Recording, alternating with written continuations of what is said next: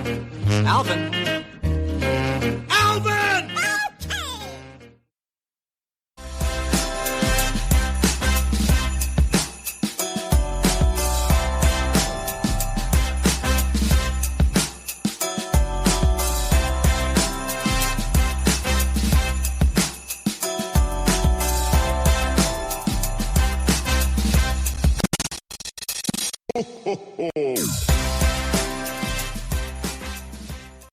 Hello, everyone.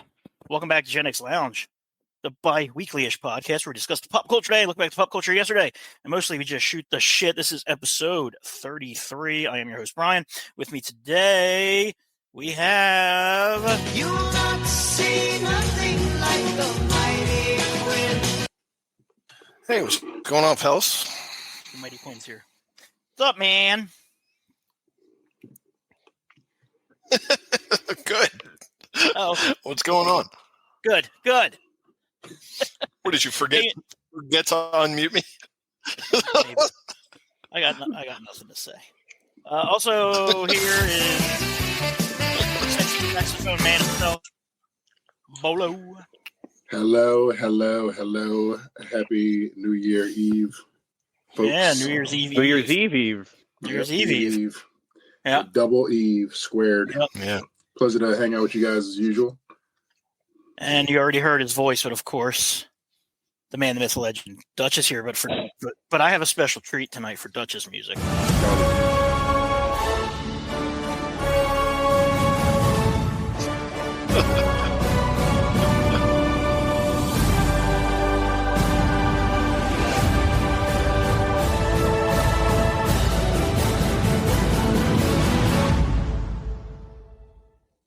That sound you hear is James Gunn's lawyers sending me a cease and desist. So Dutch gets the new Superman 2025 theme because we get a Superman 2025 trailer finally. And of course, we're going to talk about that. But we got a lot of other stuff. We got DC News, Marvel Rumors, Commandos.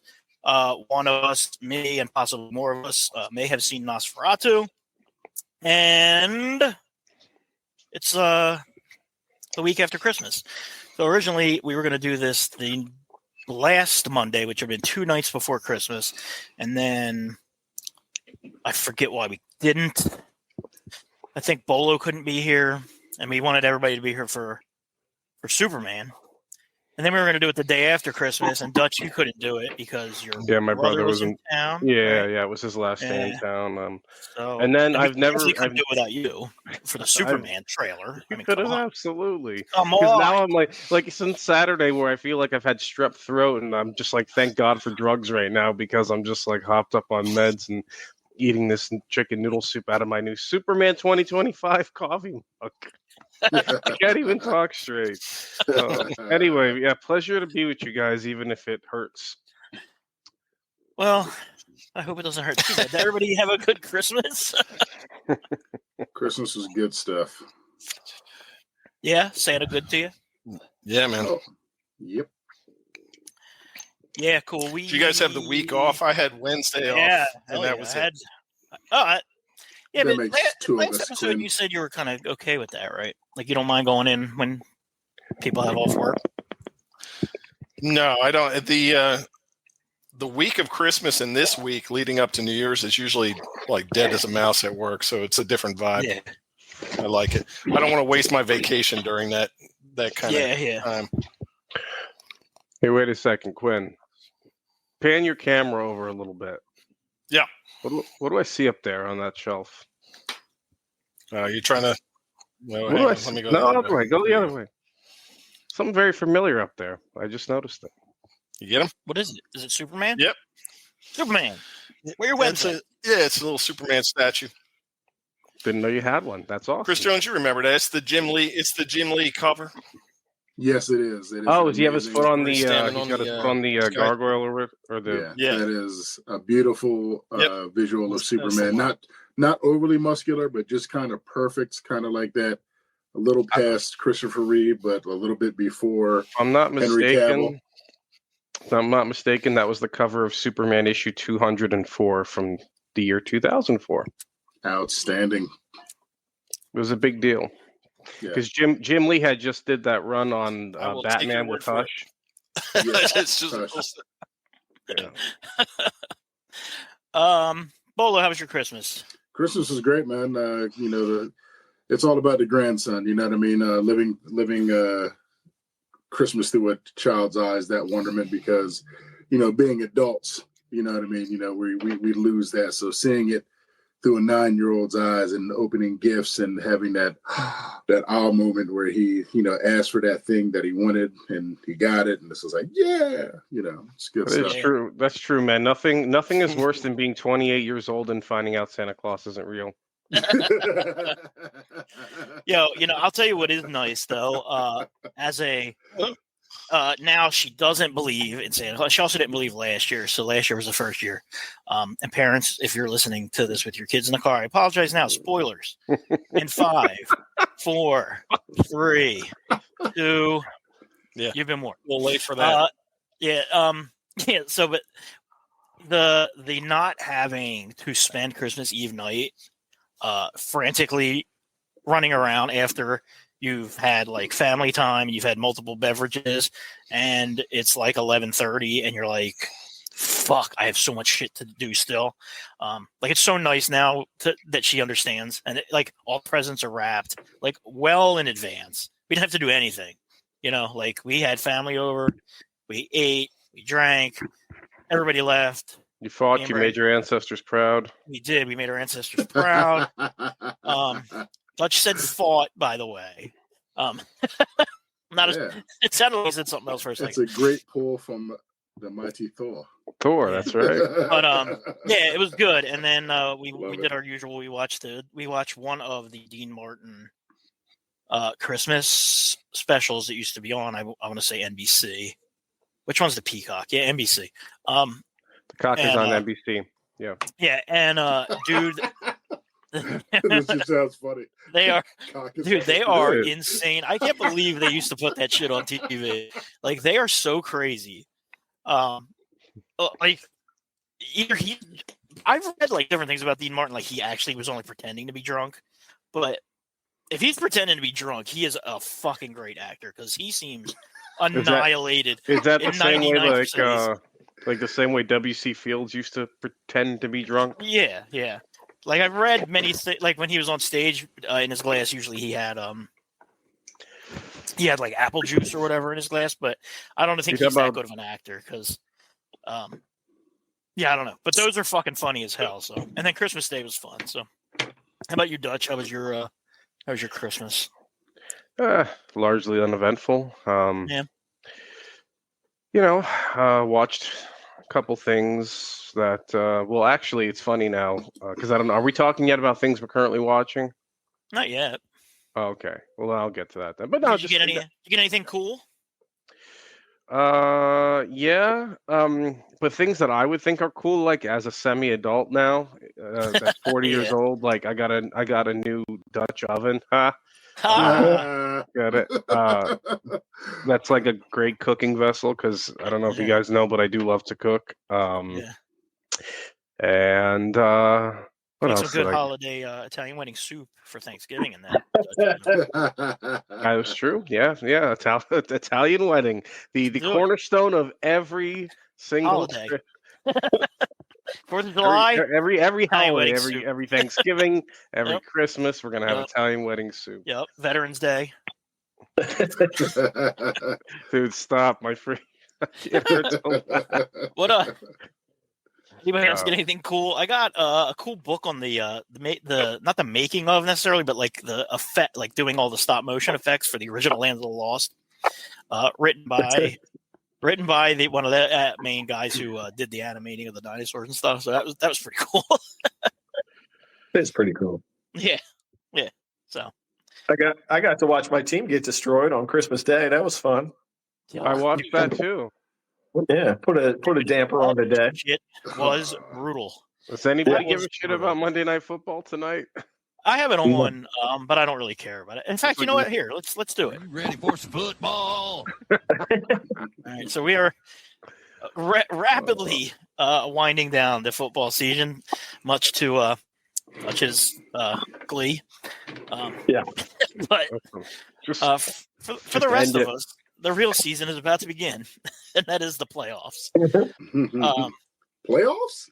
Playoffs. So yeah. So Playoffs. Quinn, your team is solidly a wild card, right? They will not win the division probably at this point. Probably not, barring a miracle. So Barring Cleveland, if Cleveland beats the Ravens and we beat the Bengals, both of which there's long odds on those.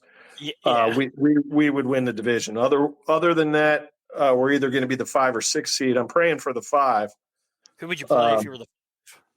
If we're the 5, we'll play Houston in Houston, which is not a gimme, but it's winnable. Yeah. 6 will play Baltimore in Baltimore again. And we saw how that went the first time. So Yeah, but those games, those the interdivision games where you've played each other, that'll be the third time you played them. Those are always a crapshoot. Like, I wouldn't be without hope. Yeah, I think you can definitely win either one of those matchups. You're very unlikely you would beat the Ravens. You should definitely be able to beat the Texans, though. I think. Yeah, we'll see. We'll see. Yeah. Matchups make fights, and that they kicked our ass pretty good last year when we had Kenny Pickett. But Eagles legend Kenny Pickett. Eagles legend Kenny Pickett. Yeah. So it looks like Well, you got the full Kenny Pickett experience this year. We did because you see it. You see how tough he is. You see him be clutch sometimes, and then you see him suck for the majority of his time. Did you see that play where he had the ball in his hand and he went to pass it and it's almost hard to describe it. It looks like there's a glitch in the Matrix. Like if you haven't seen it often, he's getting ready to I have not. pass, but he doesn't let go of the ball. And he goes through his entire passing motion and the ball looks like it's somehow glued into his hand. And then at the last second, he like spikes it down into the turf. Like he lets go of it at the last possible second, but it spikes down into the turf. Like it was like not intentional. It was like a first or second down play. So it was 100%. Right. Like I've never seen anything. It's the weirdest fucking thing I've ever seen. I've listened to it. But yeah, man, our team, me and Bolo's team is got the second seed locked up. Yeah, flying high. Yeah, which is nice. Our running back, what's his name, Dutch? Fuck you. former Giant, and now true Eagles legend Saquon Barkley. No, you know what? It couldn't happen any other way. Because if he was still on the Giants, that would have never happened this year. He'd be injured right now. Yeah, you know that for sure. Yeah. So he became the 9th player in history to run for 2,000 yards in a season, and there's still a game left, and he's 100 yards away. I was going to say breaking the record. Which is held for 40 years. That was going to be my question to you guys. Yeah, that's my question to you guys. You're going to play him? You're the coach of the Eagles. You have no reason to play him. The game doesn't matter. Whether we win or lose that game, it doesn't matter. And it's against the Giants. It's at home. Oh, man. It's going to be a blast for me. He needs 101 yards to break this record that has stood for 40 years and probably will stand for 40 more years if he breaks it. Like I would think. I don't think it's getting broken in 5 years if he breaks it. Because teams don't run the ball like this anymore. So I would sit. Do you let him play or no? Nope. Would you ask him if he wanted to play, or would you just be like, "Sorry, bro"? We don't need you spraining your ankle out there and not being ready for. And And if he said but the record, I would say they did that in 16 games. So try again next year. I don't think he cares so much about the record. I think the whole offense cares about the record. Yeah. Like I think the offensive line wants him to get it. Yeah, Saquon does not strike me as a first kind of guy. He's going to do what he's going to do what they tell him to do, but he won't see that. If he got injured in this game, you know what I mean, would be a very Eagles thing to happen. I know. Catastrophic. It would be bad. Yeah. Catastrophic. Oh, I'd be so ready to record the next episode of JX Lab. Yeah. Would you? We would be congratulating you on, ruining your playoff chances and him not getting the record. Yeah. So my thought was, I would put him out there to start the game and see how the Giants were playing it. And if the Giants were being chippy, like if they were just letting him run through the Swiss cheese. No, not even that. I'm just saying, like, just if they're like, because they have literally nothing to play for, and they don't want him getting the record against them. Some of them actually might not care because I'm sure he's got tons of friends still on the team. I'm sure he's still very much beloved by his teammates. Like if they're not going to be chippy and like take cheap shots or hit him after the whistle, I don't think that's. I would give him. I don't think they would either. I would give him. I would give him the half. And now, based on what I saw from this past week's game, I think that they would still go out there and play hard. Because, I'm watching this game and I'm like, where the fuck was this team all season? Well, Drew Lock freaking threw. How many freaking yards did he throw for in that game? And then they do something they haven't done in 9 flirking years, which was freaking run it back for a touchdown on the freaking kickoff. I was like, are you kidding me? Like, what is this? 101 yard run? Freaking what is going on? I was bewildered. I had no freaking words, and I'm just like, well, we finally got a home game this year. How about that? Yeah. Tell you what, you knocked the Colts out of the playoffs with that. Yeah. And we knocked our asses out from the number 1 pick to number 4 now. Well, now I think you and the Raiders are still battling for number 1, so you just need to lose this week, and you should be fine. So, dude, see, and this is the thing that I hate about being a fan of a team when they really, really suck, because I don't like, me, dude. Like, I don't have a tanking mentality. I understand the logic of not wanting to win to get the draft pick, but the fan in me does never. I never want to root for my team to lose. I want them to win every freaking game. It's such a hard sort of mentality to really sink your teeth into if you're genuinely a fan. Yeah. Well, it's going to be interesting to see what happens by the time we record the next episode. That week will be over, and the first week of the playoffs will also be over. So, one or more of us could be very sad. What the fuck are you doing, Bolo? I am moving something. I am moving furniture. See, I think my biggest fear is that the Eagles just decide to punt on the game and let us fucking blow them out, and that fucks our draft pickup even worse. Yeah, you assholes will still find. I still think you would love that. But yeah, I don't think, honestly, even if we don't start any of our other showing that highlight that I was talking about on the pregame of Kenny Pickett, and the strangest thing I've ever seen in my life. In fact, they've shown it now 4 straight times because they're all flabbergasted by how something like that could occur. Yeah, honestly, man, I think if we put in all of our backups, you guys would still have a hard time beating us because we're just.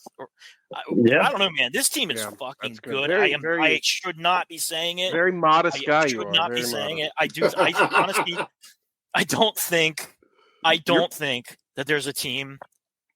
If the Eagles play their best.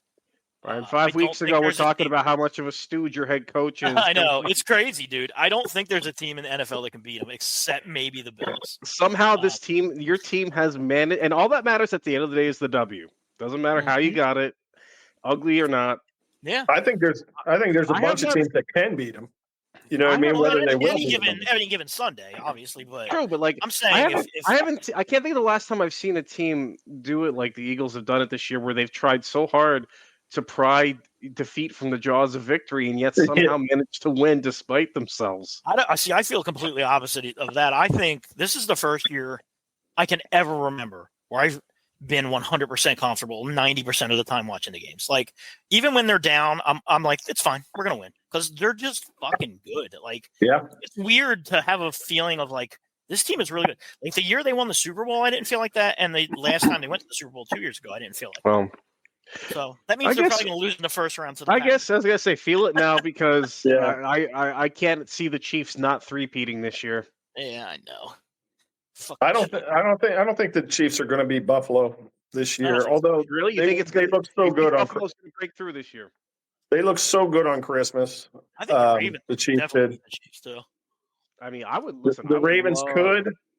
I don't think they will. I think Lamar will come up small in the playoffs. I just choke in the playoffs every year. Yes, but I think this might be Josh Allen's year. He's just playing unbelievable.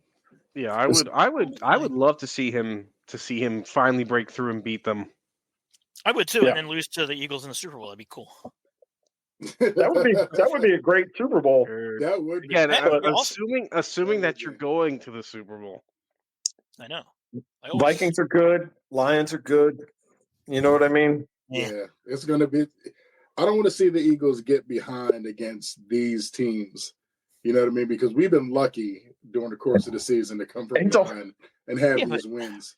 Our defense only gives up like 17 points a game. Like it's crazy. The NFC is going to fuck around and let the Rams in the playoffs. Oh, they're 100% getting in the playoffs. And, yeah. and the AFC is going to fuck around and let the Bengals get in the Yeah, playoffs. and I think the Bengals are going to make the playoffs too. So, I 100% agree. Which is bad for you because if the Bengals make the playoffs, that means your team has lost 4 or 5 straight games. 4, right? it'll be 4, leading into the playoffs. Now, That's not now, it's not great, but 3 of those games were within 10 days against Yeah, it's top 5 bullshit. teams. I don't want Yeah, to hear it. yeah, My team just lost 10 in a row. Okay, so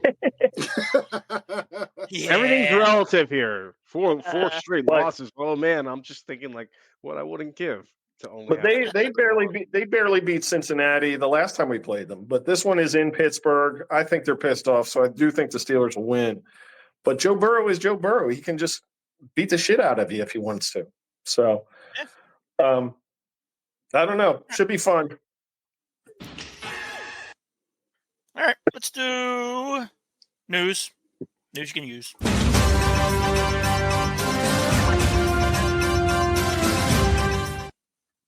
Sad news. This comes to us from our intrepid reporter, Bolo.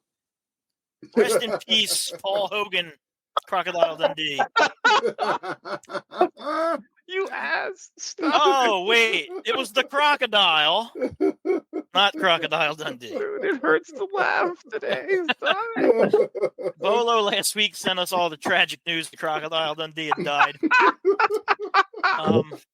And then I started, and I was like, I really thought we were going to make it through an episode without somebody dying. And then, so I started doing some research on Paul Hogan. And then, of course, like an hour into it, I pulled up a different article, and it said the crocodile. Weren't they both like 90 though? They're both close in age. Paul Hogan's 88 and the crocodile's 90.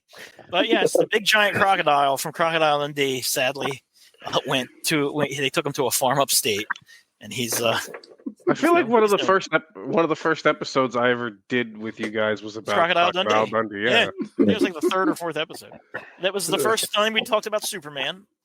And Which certainly not the last. almost never gets brought up anymore. And we talked about Crocodile Dundee. But yeah, so The funny did part find about out that, Brian, the funny part about that text exchange is you found out right away that the crocodile had died. We had a big discussion about it. And then the next day, the entirely next day, Bolo texts, "Oh, it was the crocodile that died."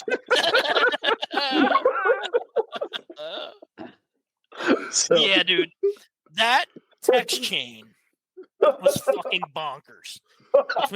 Because at one point I was like, is he just fucking with us? Like, what is he doing? Like, He just ignored all the research we did the day before. I was like, yeah, so it was the crocodile. And he's like, yeah, I read the article. That's what it said, Crocodile Dundee. I'm like, no, the crocodile.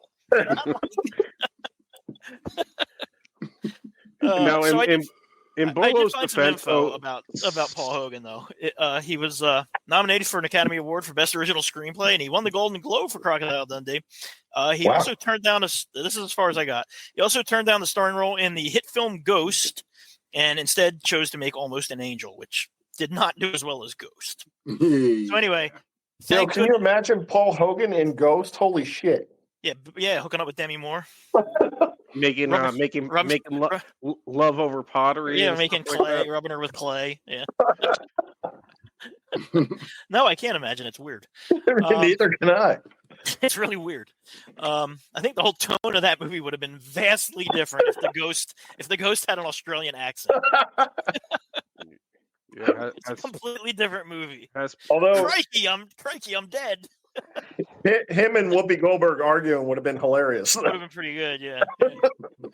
I was gonna say, has Paul Hogan ever demonstrated that he can like act without his accent? Because I don't know. I doubt it.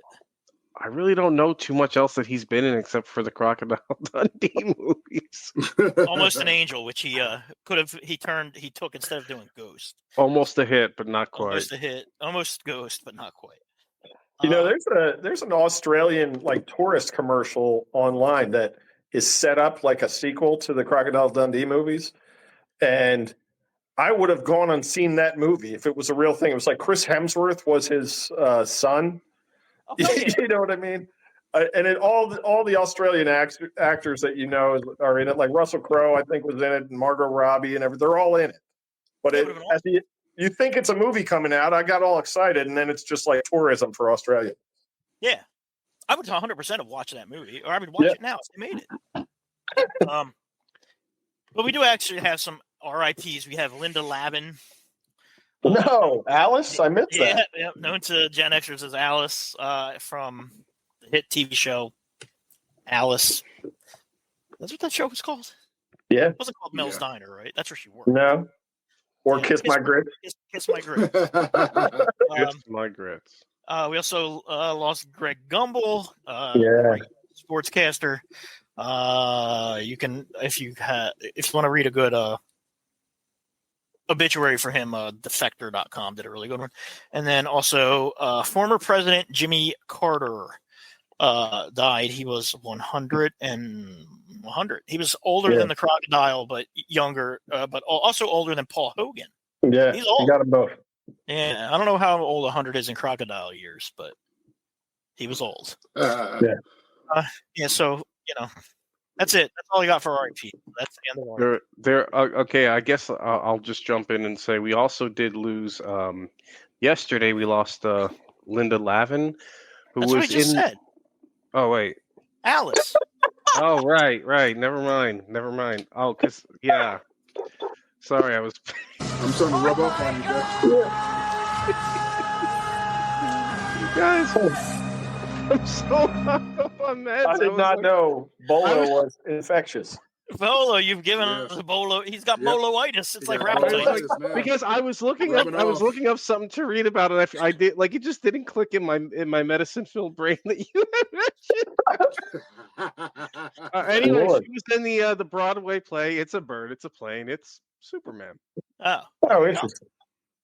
Well, she's definitely dead. If you weren't sure, listeners, she's really. We've had two different confirmations on here that she has been confirmed by multiple sources that she has in fact died. Also, the crocodile from Crocodile Dundee died. Yes, that is true. Twice. Yep. Twice. You got all right. Here's some sad news, but it's not really an RIP.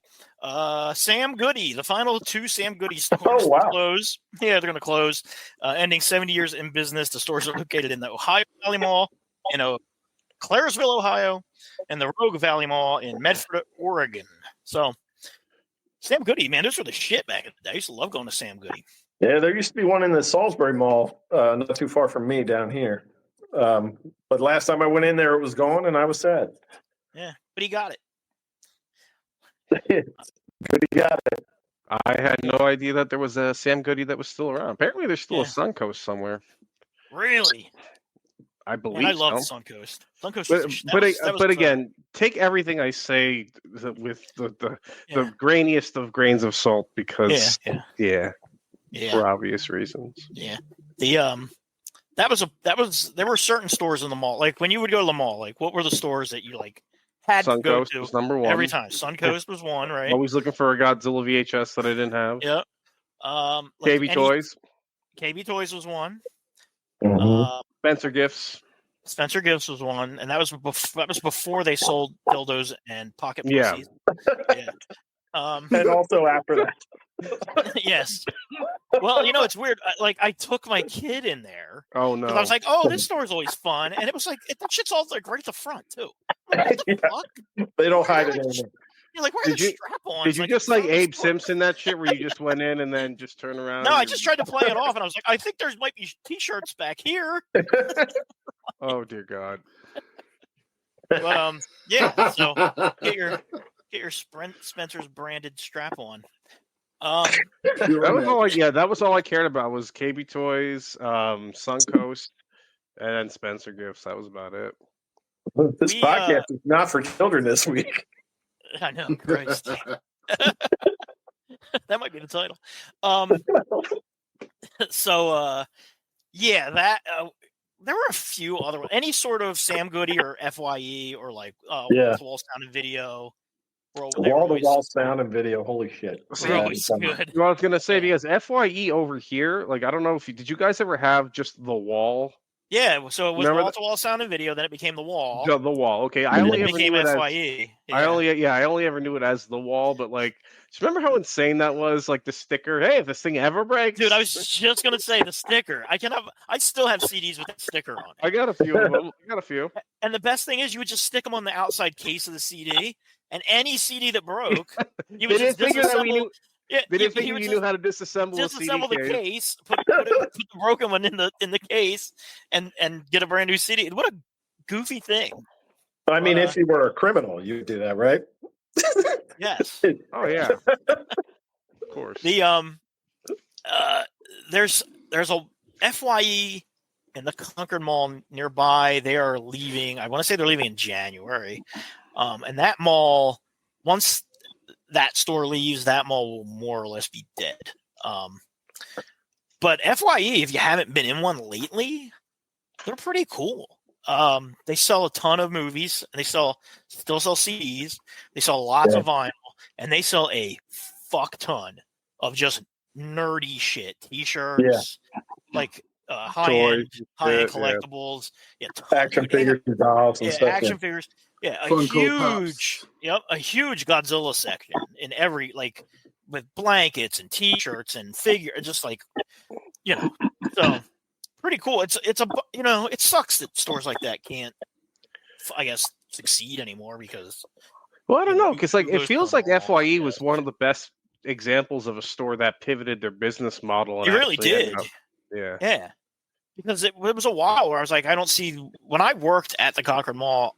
I was always like, I don't understand why FYE exists. Because why would I go into FYE and get a new DVD for $25? I can the parking lot to the Best Buy and get it for $17. You know what I mean? And everything in there was super overpriced all the time.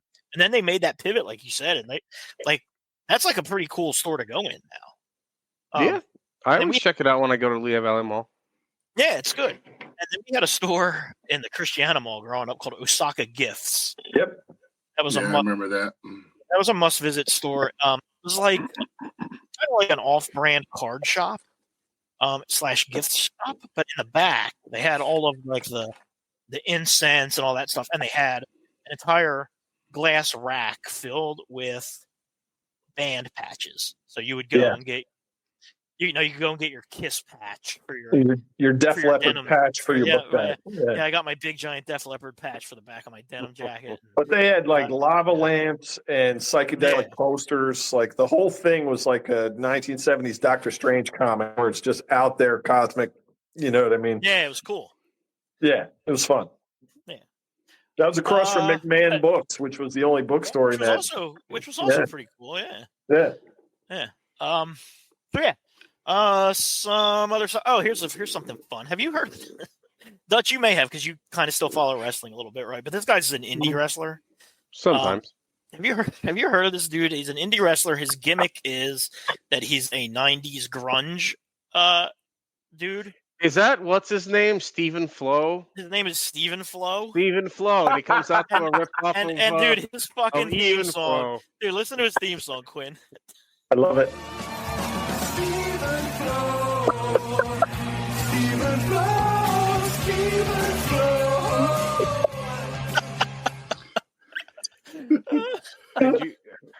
I love it. I love it. So it's fucking fantastic. Yeah, that's something we would have made up. Like, you know what I mean? Exactly. Yeah, like for the create a character in the wrestling games. Stephen Flo. Stephen Flo. He would have tag teamed with Harry Balzac. So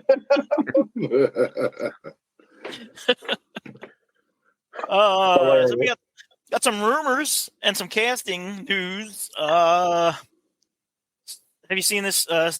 Sadie Sink rumored as a possible Jean Grey. She's a little young for that, no? Sadie Sink is the little redhead from Stranger Yeah, Things. Yeah. she's older than you think, though. I want to say she's like 25. Oh wow. Have you seen The Whale? She plays Brendan Fraser's daughter in that. I did not see that. No. Yeah, and I was very much like, is that the girl from Stranger Things? Because she's a completely different character than her character in Stranger Things. She's playing a teenager again, but Right. she's definitely in her. I mean, they're all way older than they play in that show, but I think she'd be good. She's a good actress. I agree. I think of her as a kid, so it depends on which direction they go with that team. To go with it. Yeah, I mean, if they're going to start them as teens, though, especially, Yeah. that would work. I think so. And then official casting news: we have Jared Leto has been cast as Skeletor in the Masters of the Universe movie. Oh God. Yeah. Idris Elba. His Battle Cat. So I don't know. I don't know, man. I hate him. I just can't stand that guy in anything, dude. Yeah, he makes everything weird. Yeah. He just seems like a douche. Chris I Jones, feel like you the saw best Morbius, yeah?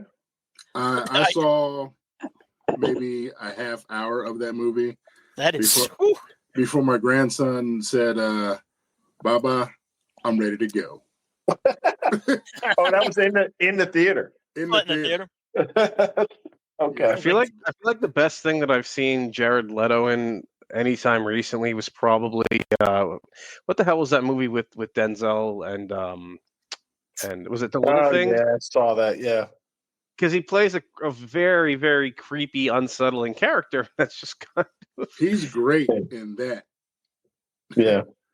He was fantastic in the Dallas Buyers Club with Matthew McConaughey when Matthew McConaughey won the Oscar for that. But I didn't even know he was in that.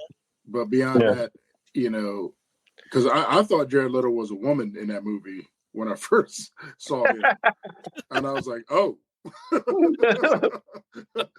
my bad." Acting. I did not. He wasn't on my radar until I saw that movie. But once I heard he was like giving live rats to people when he was the Joker, I was like, okay, I'm done with him. He sent like Margot Robbie like a used condom or something. It's like, dude, you can play a lunatic in real life and not actually have to be a fucking lunatic. Yeah, exactly. You know what I mean? Yeah. That just seems like someone who took advantage of us. Like, oh, I'm playing this lunatic, so now I'm just going to be as big a dick as possible to my co-stars. And then you had, but then you had Heath Ledger, who was putting in freaking like 16, 17-hour days and thanking the whole cast and crew at the end of each night. And then he was just a normal guy. Yeah. And he was a much, much, much better Joe. Well, I mean, that's not really saying much. Not even. Yeah, it's not even up for debate. But, I don't even say it's weird because like I don't know. You better watch out. The Snyder Bros are going to come for us after this episode. I have a feeling. oh, they might. They very well might because they're going to come for us. you listen. If they're gonna send death threats to the director himself to get him off of social media, what chance do we stand? I know, none. And the last thing I had, speaking of the director, Mike Flanagan, the director of a lot of he did the Fall House of Usher, and he did Midnight Mass, and he's a pretty good horror director. I think his movies are a little more full of monologues than I like, but he's got he knows how to make a good scary movie. So he's Midnight Mass was like one of my favorite. That was good. Haunting at Hill House. Is that what you were talking about, Brian? Because that was good. Yeah, he did that one. Yeah, the Haunting of Hill House, which is the house on Haunted Hill. Yeah, that he did Ouija 2, which actually was really good, surprisingly. Yeah, I definitely don't think he's bad. And he's the director, or is he rumored, or is it official that he? No, well, I don't know if he's directing, but he wrote the script to Clayface and they greenlit it. I'm not sure if he was attached to direct it. Okay, I'd have to go back and look, but yeah, it was his script. So I guess Clayface could be a cool character if done right. Especially if it's done like as a body horror type of thing. But I'll save my thoughts on Clayface when we talk about what we're watching because are you guys caught up on Creature Commandos? Mm-hmm. Okay. No, I've watched the first 2, and that's it. Okay. Well, spoilers. Clayface is in it. All right, yeah, cool. In fact, you know what? Fuck it. Let's do we'll do stuff out of order. We'll do trailers after we do what we're watching. So let's do what we're watching. And now, our feature presentation. Like Eagles legend Kenny Pickett. All right, Dutch. You said you watched stuff. So what have you been watching? Oh, I mean, aside from Creature Commandos, which I've been loving, I actually did. Did you guys ever watch a show called Superstore? I've No, seen but I know what clips it of I is. haven't watched it. Yeah. It was on Yeah. NBC. A friend, my one friend Nicholas, sent me like I don't know. We were talking about like the Radiohead song "Creep," and she was like, "You got to see this clip. This is hysterical." And she sent me the clip. There's a clip in the show where like this character named Sandra was playing and singing "Creep" on a ukulele at what they thought was a funeral for one of their coworkers after a hurricane, I believe, had hit. And it was so damn funny. Like I just the 20-second clip or whatever it was, I couldn't stop watching it and laughing.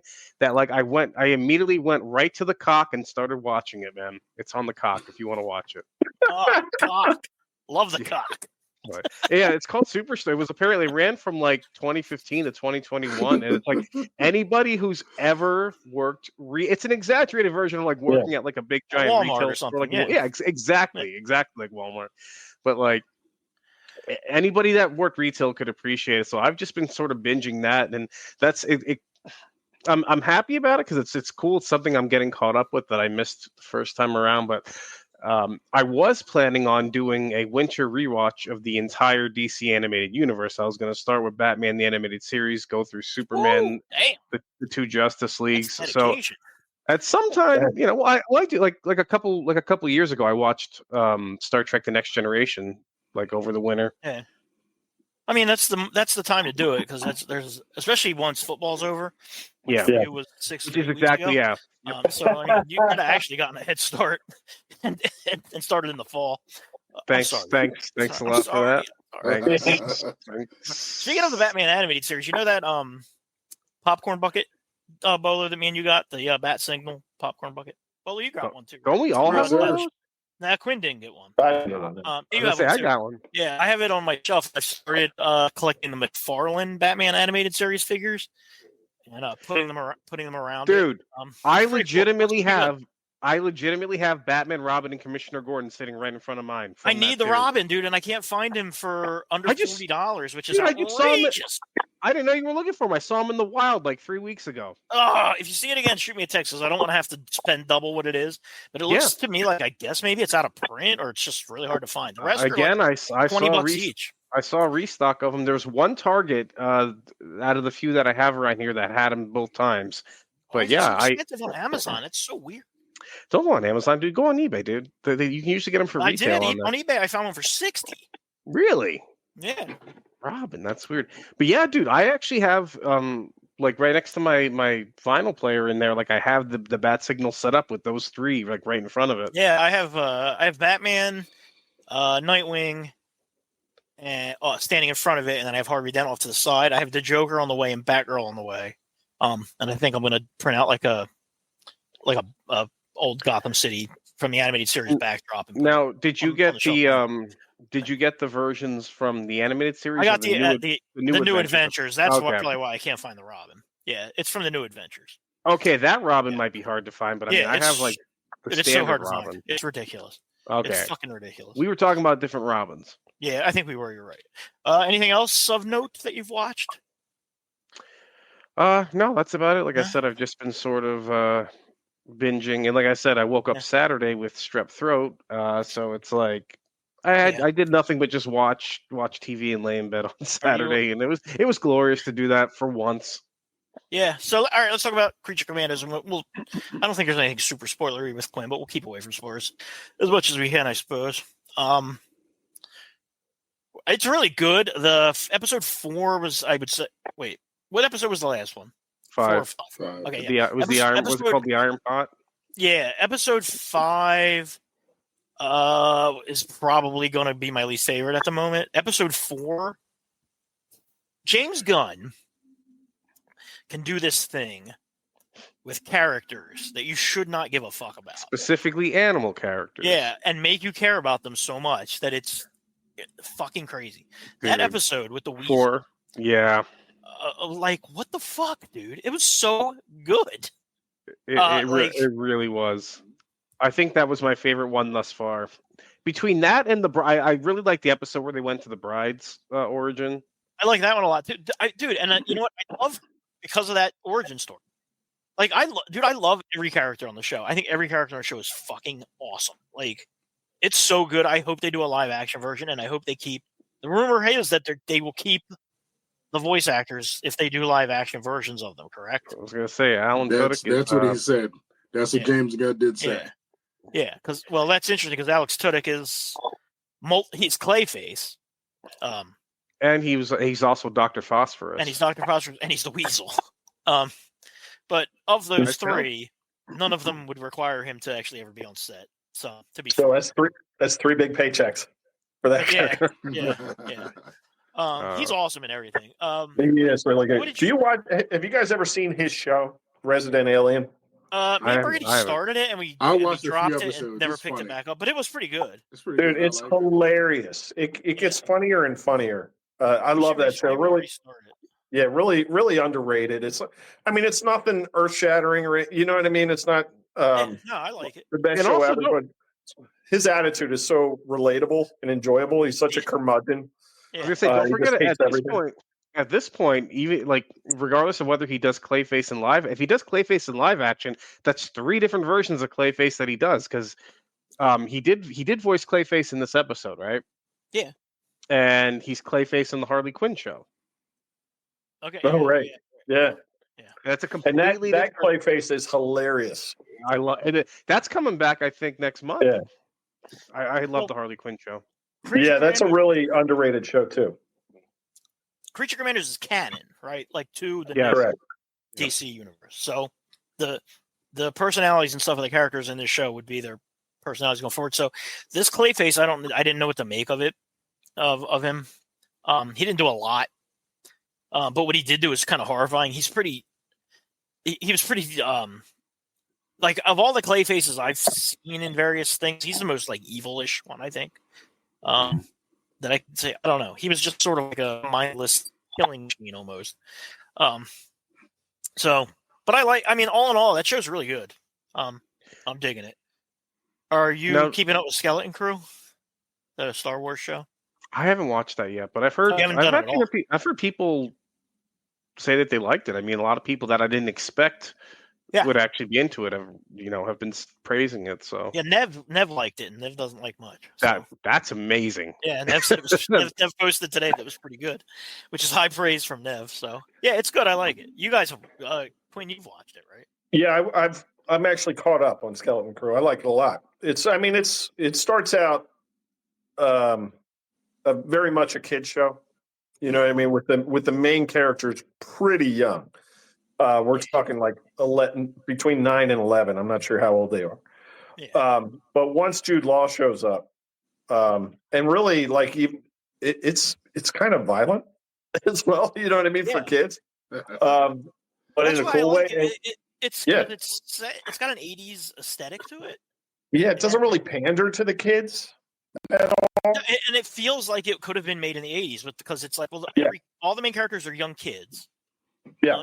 And you've got like the stereotypical, techie kid and the rebellious kid and the exuberant main character kid and the pudgy kid who's actually just a blue alien, who's like your chunk character. You know what I mean? But and it doesn't have any problems with putting them in like life and death, harrowing situations like an 80s movie would do. Because like a lot of those, like I like it. That's what I like about it. It doesn't treat it like a kid show, even though it looks like a kid show. And Jude Law is perfect for it. Yeah, he's really good. I mean? Yeah, I enjoyed Jude Law when he had made his reveal. Yeah, I'm impressed with the show so far. Yeah, I didn't realize because I just started watching it a couple days ago. I didn't realize it was a weekly thing. I thought all the episodes were available. So I think I got through the 5th one or whatever was the last one. was waiting for more and it wasn't there. Yeah. How about you, Bull? Are you seen anything over the holiday? Same shows, Creature Commandos, the Skeleton Crew. The trailers, watching Superman a lot. Trying to embrace the future. Did that trailer come out? Yeah. Wait, does that what do you count think as something we're watching? Because I have watched that trailer no less than like at least a dozen times a day. So it's like at this point, it's like you watched it, the equivalent of watching like the first two Lord of the Rings movies. Yeah, that's about fair. You timed it out. The extended versions. Yeah. Oh god. Oh no. I just lost my notes. Where are we? Here we are. Yeah. So you're like Creature Commandos, right? Loving it. Yeah, it's really good. Yeah, just It gives like you me said, hope James Gunn. for Superman. James Gunn does have a talent for. I mean, and it's just the adage where you can say this is why the MCU wins, because they got us to care about a tree and a raccoon, and he's going to do it again. Not only he's done it with Weasel, now he's going to do it with Crypto when we see Superman. So Well, Weasel and GI Robot too. Really, like Yeah. killing robot. Nazis. Yeah, he can't even. I mean, it doesn't. He doesn't even have a great. face to like show emotion. And his episode was really good too. Yep. He finally has a friend and a family, and then he finds out that they're freaking Nazis. Yeah, Well, Oh my God. it's you guys are gonna hate me for this, but I've seen the first two episodes, and honestly, I just do not care about oh, dude, one really? person, Oh, God, dude, I think about it's so good. any character in this show. To me, it's like just a revamp of the Suicide Squad that I didn't need with weirder characters. So I don't really. Again, it's only 2 episodes, and I am going to give it the full thing because I do trust James Gunn. But where I am right now, I do not care about any single character in the show. So I'm like, Quinn has no heart or soul. or the plot. so the plot and the characters both Get into the holiday spirit Yeah, here. keep up with it. Have you Yeah, noticed? I'm going to, and that's why originally when we first started talking about this, I was like, I'll let Dutch go. Dutch, I want to hear what you have to say, and then I just stayed quiet because literally it did not move the needle for me at all, and I was like, all right, well, this isn't a great start for the new DC. But hearing you guys talk about it makes me. I'm like, maybe I'm missing something. Maybe so I will see it out.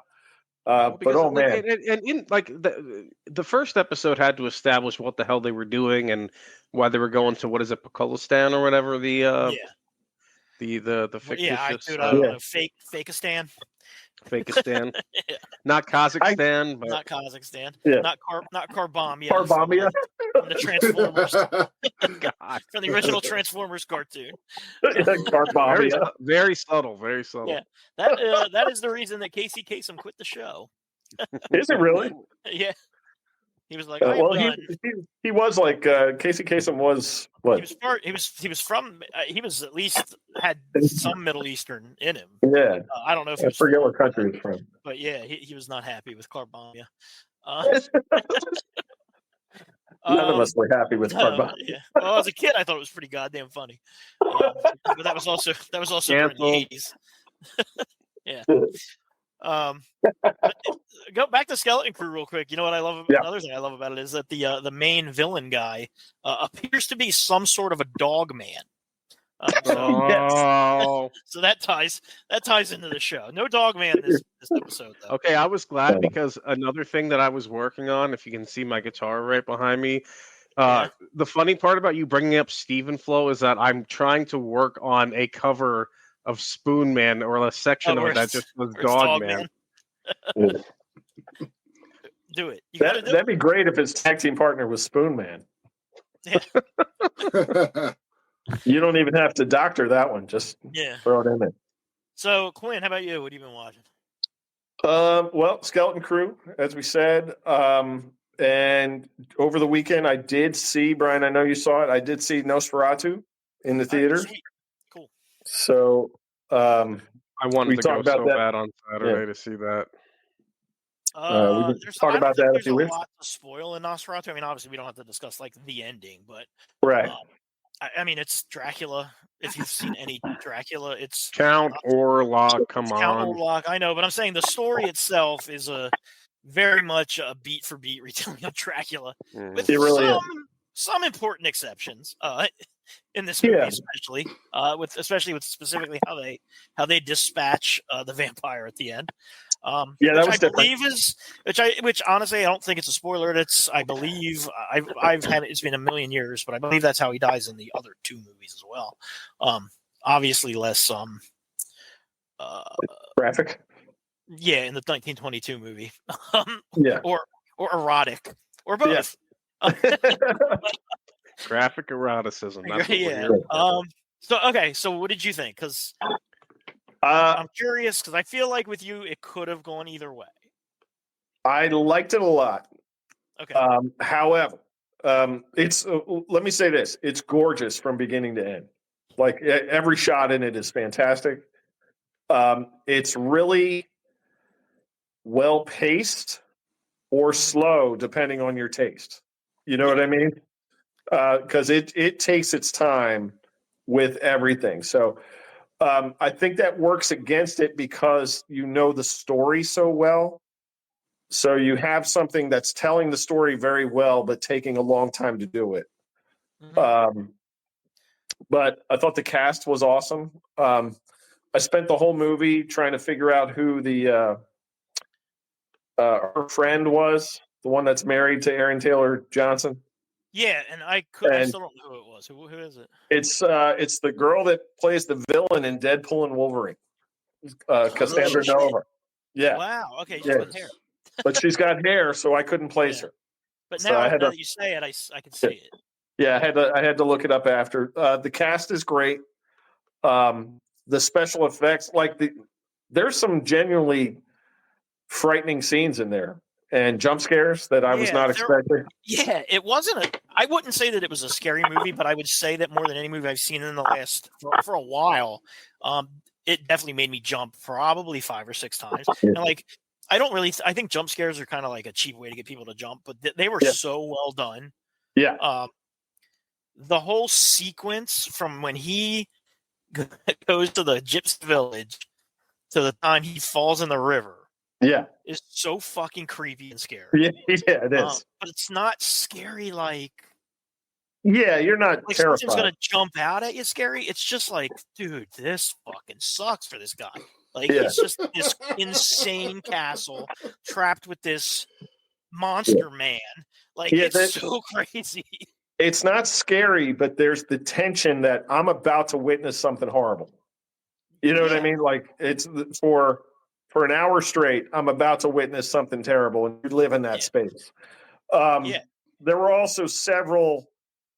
I got to turn my head because it's too gross to look at scenes. Oh boy! The pigeon? What's that? Was the pigeon one of them in the pigeon scene? Yeah, that wasn't great. I didn't love that. He said that wasn't great. The rats. Yeah.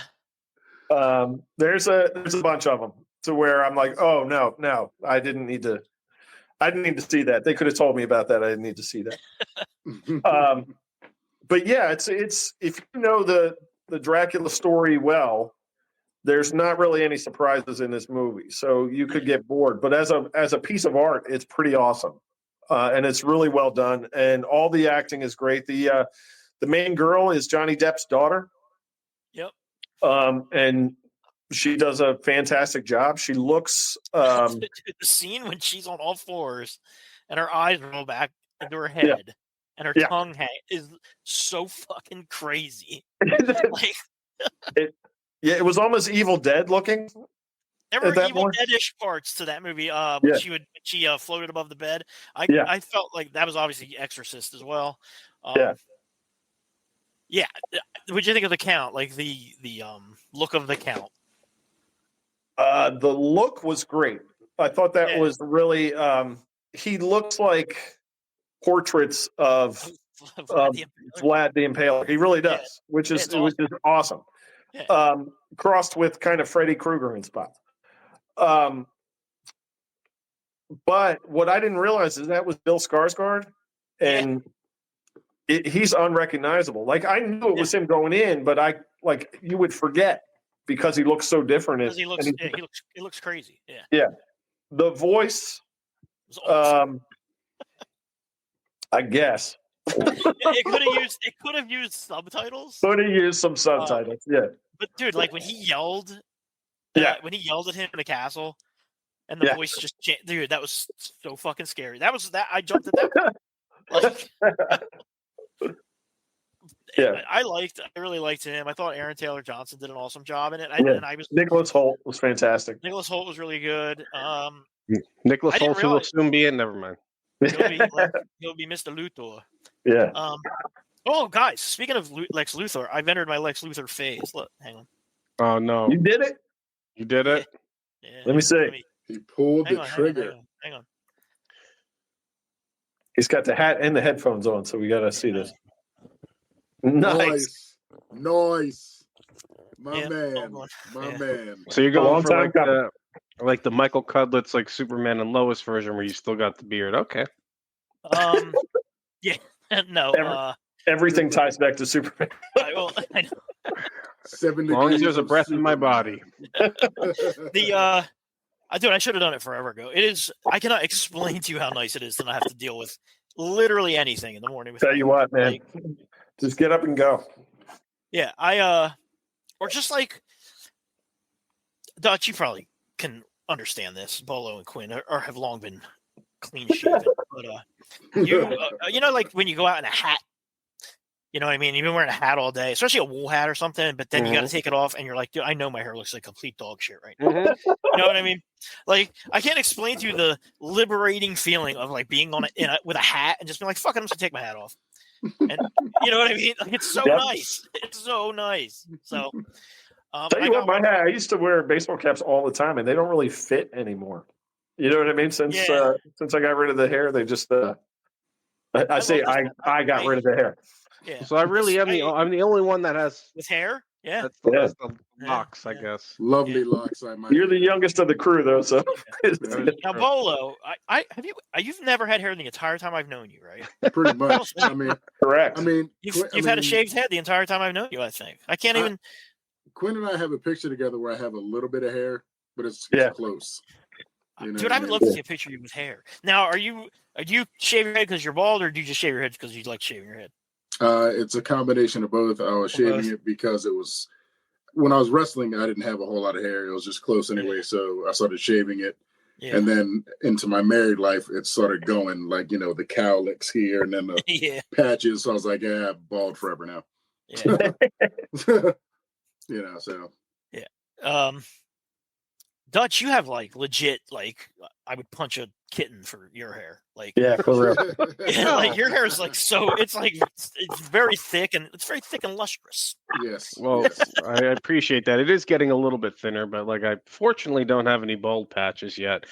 If things work out, I hopefully because I take after my grandfather, and he still has like a full head of like silver hair, white hair. And awesome. He's about to turn 84, so God bless. Hey, you got to take your wins where you get them. God knows. Exactly. Mm-hmm. Yeah. So, all right, that was our bald segment. I don't know where that even came from.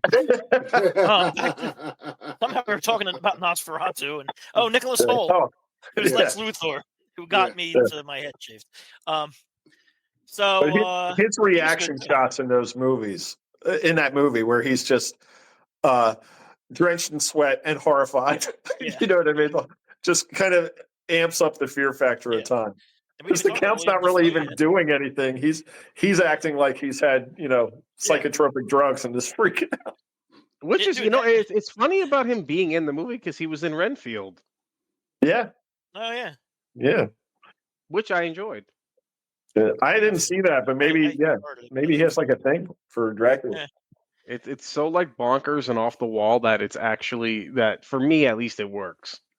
Yeah, I will say like tonally, this movie was almost identical to the Bram Stoker, the Gary Oldman one. Yeah, the Francis Ford Coppola one. Yeah. Yeah. well, I'll save my thoughts on that one for a minute, but because we didn't talk about Willem Dafoe yet, the other big name in it, and he's fucking awesome. Yeah, he's pretty great. Yeah, he's awesome in it. So yeah, what do you give it out of 10 Van Helsings? I'd probably give it a 7. 7 Van Helsing. Yeah, I mean, it's not to shit on it. I liked it. I know it's not for everybody, but I don't know that it's worth a rewatch. Yet, if it was on TV, I'd probably watch it. You know what I mean? So, I don't know. It's a tough one to read. I would go with it. I think I'd go with like an 8.5 out of 10. Really? Yeah, I really, really liked it. Like it might be the best vampire movie since Van Helsing. Which is really, okay. it's really saying a lot. No, but it's in all seriousness though. I would give it an 8.5 out of 10. Here's the thing: if you haven't seen any Dracula movie at all, I would show you this one. You know what I mean? Yeah. Okay. So that was going to be my next question. Do you think it's better than Francis Ford Coppola's? It's not as better. Do you think it? Would you like it more than Francis Ford Coppola's? Because I 100% liked it more. I love that movie when I first saw it. You know what I mean? It doesn't hold up as well. It's cheesier now. The acting is better in the new one. But yeah, I would say this is the definitive one.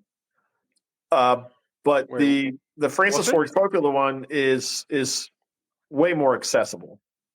Yeah, you know what I mean. Wait, wasn't that the movie that you guys trudged in the snow down a highway to see? We did. Yes. Yeah, uphill both ways. Uphill both ways, barefoot. And you're saying that this is all right. I mean, that's a bold statement. I mean, Dutch, I love you. You should both see it. For sure, Dutch. You should go see it. It's I for sure am. Just what you. I'm telling you, it is so up your alley. I would be shocked if you didn't put it. I was enjoying it all the way through, except for the scenes I had to turn away from. I was enjoying it all the way through. At the same time, I'm going, this is really long. They're taking their time with this. You know what I mean? But I'm still enjoying it. Certain things I felt like they rushed through too, though. Like when he had to leave to go to the castle. Yeah. He leaves on a horse, and then the next time you see him, he's on a horse, but he's at the castle. And I'm like, I know better because I know the story that he has to take it's a whole long, arduous journey or whatever. But to me, it just seemed like he rode his horse to the guy's castle, like in a day, because of the way it was edited. You know what I mean? And obviously, that's not what happened because they said it was a 6-week trip or something. Right. The carriage scene was cool. I wish it would have been a longer. I always love the creepy carriage ride to the. Yeah, the fact that he was just standing there in the middle of the street, though. Yeah. Where the carriage is coming, like he's looking all horrified. It was very similar to the Austin Powers thing where he runs over the guy with the steamroller or whatever. You know what I mean? Where the carriage is coming at him exactly for it's 100 yards away, and he's looking all horrified at it. That hurt. Maybe just step to the side. The whole castle is incredible. Yeah, it's good. I love that. The Count is a fucking monster man, and not he doesn't need to turn into British hoi polloi when he gets like to disguise himself. He's just a fucking monster man. You know what I mean? Yeah, exactly. He's just like this is me. Bring this is what I look like over here. Yeah, bring that paper over here, and I'll grab it with my fucking talons. He's fucking legitimately horrifying. Yep. And he doesn't attempt to disguise what he looks like. No, he looks like he's been dead for 300 years. Yeah, it's fucking awesome. It sounds like it. Yeah, and sounds like. Yeah. Yeah, man, I loved it. So, we can if you guys watch it, we can circle back to it and do a little more spoilery one because it'll have been out longer. I don't want to do. I mean, there's not a ton you can spoil if you know the Dracula story, but there are some cool twists to it. Yeah. So you guys did see What We Do in the Shadows, right? The movie, not the show. Did you guys ever see that? The show? I've never seen the movie, but yes, I know who you're going to say. Yeah, he does look like that guy. No, in the movie. What We Do in the Shadows, which is like a reality show starring 4 vampires. Right? Yeah. One of the vampires is a Nosferatu. Yes. Like from the 20s, like the stereotypical. He doesn't right. He doesn't talk. You know what I mean? Like the rest of the vampires are from different eras, so they're all cool and suave. Yeah. But then there's a straight up Nosferatu in the back. If you haven't seen it, you got to check it out. That movie's hilarious. It's the dude who did Thor, right? Taika Waititi. Yeah, I think so. I don't know if he directed it. He's in it, but I don't know that he produced it. But the other guy is Jermaine Clement from Flight of the Conchords is in it, and they're both hilarious. He was the bad guy in Men in Black 3. Yeah. I think he's in Moana and all that stuff. But yeah, if you get a chance, check it out. So funny. Did you finish From by any chance? No, we have not progressed on it at all. Okay. But we will. I watched a few things. Oh, Bolo, I think you said this was a good movie. So on your recommendation, I watched it. The Rebel Ridge on Netflix. Yes, with Don Johnson and the dude who plays Black Manta, right? Is the main character? No. The guy who's going to be the new Green Lantern, John. Oh, that's what I mean. Yeah. Okay. Yeah, that dude, he's awesome. You have your black people mixed up. I just read a list today that said that was one of the best action movies in recent memory. It's really good, man. It's really, actually really good. It's good. That made me want to see it. Yeah, it's good. It's kind of a little bit First Blood. It feels like that. It looks exactly like that from the trailer. It feels very similar. He's an ex-military guy who gets hassled by small-town cops. But see, now I definitely want to see this. Yeah, it's good. He's on his biking to 10-speed. It's a nice mountain bike. That bike probably costs a few grand. But so he's on his bike and he has a backpack with $30,000 in it, and he's going to bail his cousin out of jail because he's been held on a bullshit misdemeanor charge, and then they're going to go buy a truck and start a business or something is the story. And he gets pulled over. Well, he doesn't even really get pulled over. The cops get his money in a bullshit stop and basically steal it from him under the premise that it's drug money. That's what they're saying. Like, and obviously, how can you prove it's not drug money? That's a real thing. Like the yes, it's 100% a real thing. And so because we were watching it, and she went from not really wanting to watch it to within 15 minutes when they were taking the guy's money and basically telling him how screwy he was and good luck trying to get it back and so on and so forth. Yeah, she was like, this is making me so angry. I don't know if I can continue to watch it. John Oliver a while ago did a whole expose on that. Yeah, it's 100% a real thing. They can just take your money. Civil asset forfeiture. Look it up, people. Don't ever travel anywhere with a large amount of money on you, especially if you are the complexion of Bolo. Yes. They will take your shit. They will take your shit. Yeah. And, you cannot get it back. Yeah. And you cannot get it back. Yeah. Good luck with that shit. The lawyer lady he makes friends with in the town basically says it will cost you twice what they took to get it back. Yeah. But yes, it's a real thing. And the funny thing about it being a real thing is I listened to a podcast, The Weekly Panda, and they're in Australia. So when they were describing the movie, the guy who was describing the plot was like, he just described what I said. He's like, and the cops pull him over and they find this money and they say it's drug money and they just take it, which obviously isn't a thing. Obviously they just did this for, to move the plot forward. And then the other guy's like, well, I don't know. It isn't set in America. Yes, it is. Yes, it is a fucking thing. Yes, it is. 100% of the thing. Yes. But yeah, it was good. And then I also watched another Netflix movie that was nowhere near as good, Carry On. Has anyone seen that one? I've been meaning to I saw the trailer for that. That's with Jason Bateman? Yeah, Jason It ain't Bateman. good. Yeah, it's yeah. Okay, so Rebel Ridge, I would give a solid 8 out of 10 Van Helsings. I would give Carry On a 5 out of 10 Van Helsings. Oh man, and that's got what's it? It killed 2 hours. Eggsy from the Kingsman. Yeah, that's the kid. That's the kid I want to play Wolverine if they recast him. I can get behind that. He's not bad. Nothing about it's necessarily bad. It's just on a level that maybe part of it is that it's on the level that they don't make action movies like anymore, where like he gets shot in the leg, but he's okay. Right. You know what I mean? Where now I'm like, dude, come on. You know, like Yeah. and that would have been okay in the 80s or 90s, but it just seems so dumb now. So yeah, I watched that, and then I also watched that movie with Hugh Grant, Heretic. Heretics, yeah.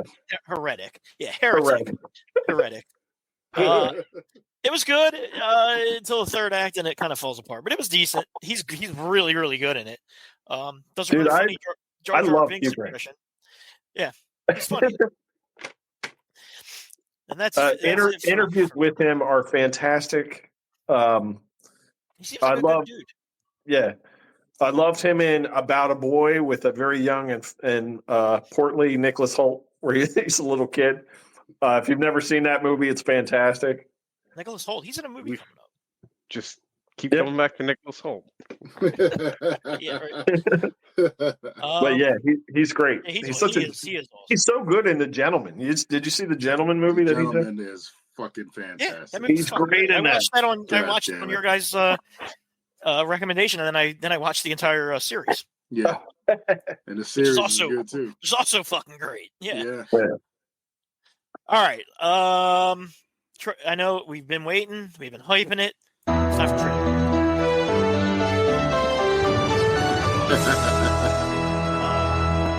Coming soon to a theater near you. All right. So, finally, trailers.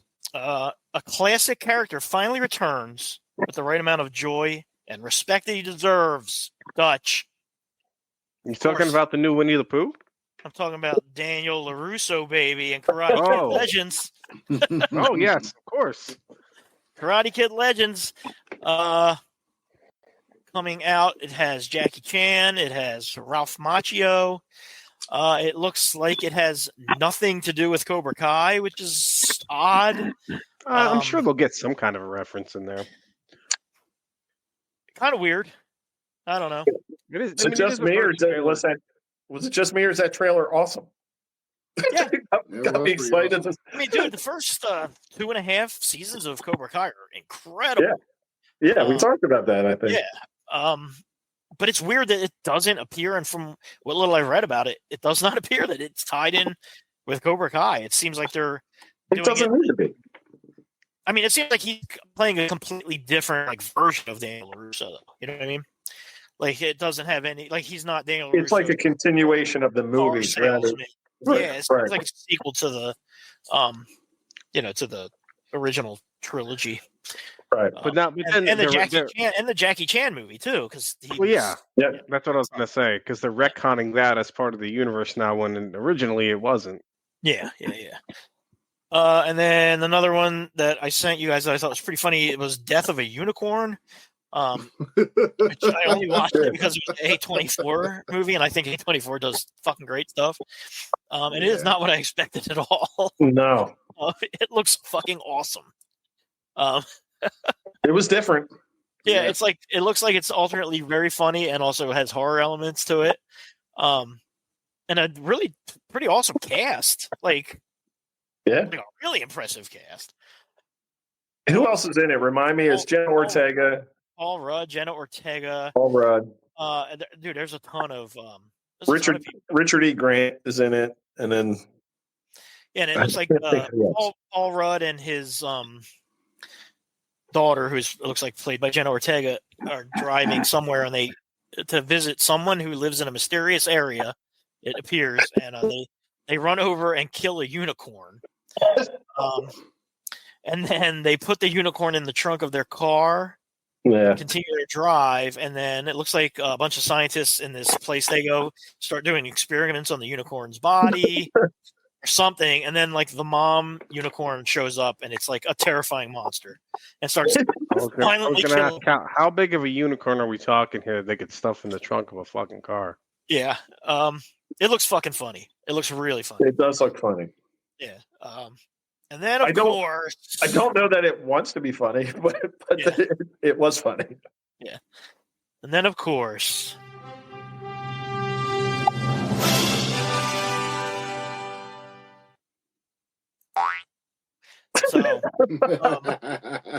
That's it. That's the discussion right there. There it is. Boing. Superman. It's no longer called Superman Legacy. Legacy, right? It's just straight up Superman now.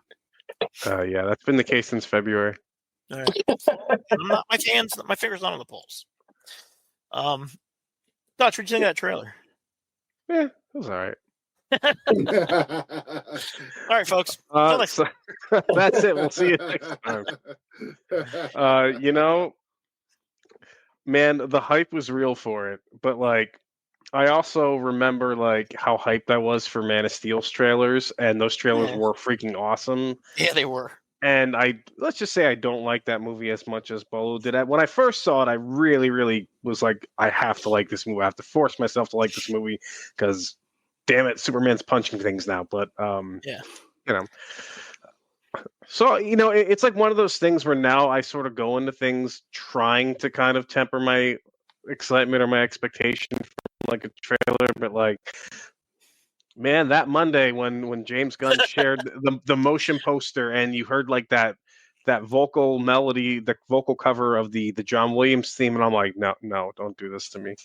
Oh, and then he does, and then he does that Wednesday. He does the teaser of the teaser, which was all footage that wasn't even in the actual trailer, but it was like where everybody's looking up. You see the few quick shots of Superman, and you hear the John Williams theme again. I'm just like, son of a bitch. And then like freaking.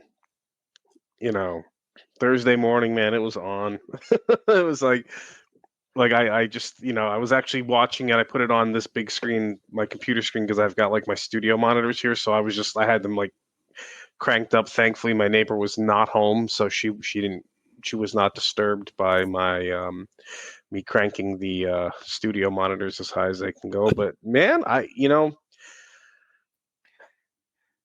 it's funny how much of the imagery, because it begins with him just crashing down to the Arctic, and that reminded me of that shot in Man of Steel when Henry Cavill went through the mountain and made a crater. Yeah. And the funny thing about it, just because we're watching the Snyder Bros like try to tear this thing down online, it's so funny how like James Gunn does talk about the fact that Zack Snyder's approach did influence him in ways, like, and he's trying to like. He was saying that he wants to pay tribute to the entirety of Superman's mythology, and that's actually what I got out of this trailer. But what I loved about it the most was just the embracing of the comic book ness of it all. You know what I mean? Because when he whistles, like that moment when he's sitting there and he's just laying there, and you hear just the guitar, meow, meow, meow, meow, meow. I'm like, all right. We got the theme is still gonna live on in this movie, and the moment he freaking whistles, dude, before they even like cut to like when he just does that whistle, and then you just see it looks like a freight train just like barreling the snow up, and I'm like, oh man, this is really how they're gonna do Crypto. This is awesome. I love this. And then just I gotta ask you, I'm gonna put on my what do you call it? My Bob Normal Man hat. What as Bob Normal Man, and I'm watching that trailer. Why the fuck does he have a dog? One, two. More importantly, where did he get a superpowered dog? Was it in so with him? Crypto's primarily from the Silver Age. Yeah, but I'm just saying, like in universe. No, but in universe. Okay, well, number one, there's. Superman's origin has been refined over time, and they've added and subtracted a lot of things, but like basically the Silver Age version of Superman, that's where you have like characters like the Legion of the Superheroes came from, Supergirl. He's not the last son of Krypton. You have Crypto, you have Streaky the Super Cat, and that's actually the cat's name. Not that might. Where is this going? On Krypton, on Krypton. This whole conversation is for Jamie Henderson. On Krypton in the Silver Age, they have animals, and it stands to reason that any animal from Krypton would be. I get that, but like, did the dog come with him? So did he go up in space and get the dog like later on? Or? This is going to test my super knowledge, because most of the time there have been times where Crypto was linked to Supergirl. And like he came with her. There have been times when like he's arrived separately, or he came with Superman. Like there've literally been retellings of the origin and the publication history. So like, I Yeah. probably have to get a little bit of a. I probably have to get a little bit of a how do I want to say this? It's Like, it's fine. But I think what this trailer shows, and what I'm kind of like realizing too, is that this Superman is in an already established universe full of superheroes. Yeah. You don't even know from the trailer how long he's been a superhero. Like, I get the impression from the trailer, and tell me if I'm wrong, but every scene with him and Lois, I 100% get the vibe that she already is well aware that Clark Kent is Superman. It seems that way, and well, the way that James Gunn described it was Superman hasn't been around for too long. It's almost like with the Batman. The Batman was on the job for 2 years. Superman's. I mean, so James Gunn has described the world that they live in is metahumans have been around for decades, bordering on centuries at this point. And I guess he said like they're starting to become more of a problem now than they were before. So it's just like this lived-in world where the superheroes exist, and I love the fact that they're doing that. I'm glad they're doing it that way. Yeah, I don't need to see Krypton explode, and I don't need to do the whole song and dance of will Lois find out who he is? Will Lois? Like, I don't care. Yeah. Like, she's going to find out. We all know eventually she's going to find out. So like and that's cool if they're like if she knows, like that was the one thing that didn't really bother me about Man of Steel was the fact that Lois Lane was in on the secret. I grew up in the 90s with the Triangle era, so they were married and she knew his identity like midway through all that. So, I like this idea that and he was also addressing like the other superheroes in the movie, like Metamorpho and Guy Gardner and Hawkgirl.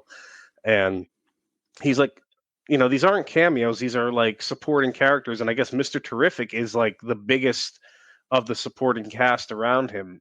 So, and I heard because there's a lot of complaints online. People are saying, is it too many superheroes, this and that? Well, I was going to bring that up too. But there was a great analogy, and I don't remember who I read it from. I wish I did, because it was, like I said, it was really good. But somebody had either heard or read that the presence of other cops does not make Beverly Hills Cop not Axel Foley's movie. You know what I mean? Like, it's still his movie. Well, yeah, I know what you're saying, and it's kind of like that trailer is just chock full of stuff. Like, it is, and supposedly they showed very little. Supposedly he's fighting a fucking monster, like a kaiju-sized monster at one point.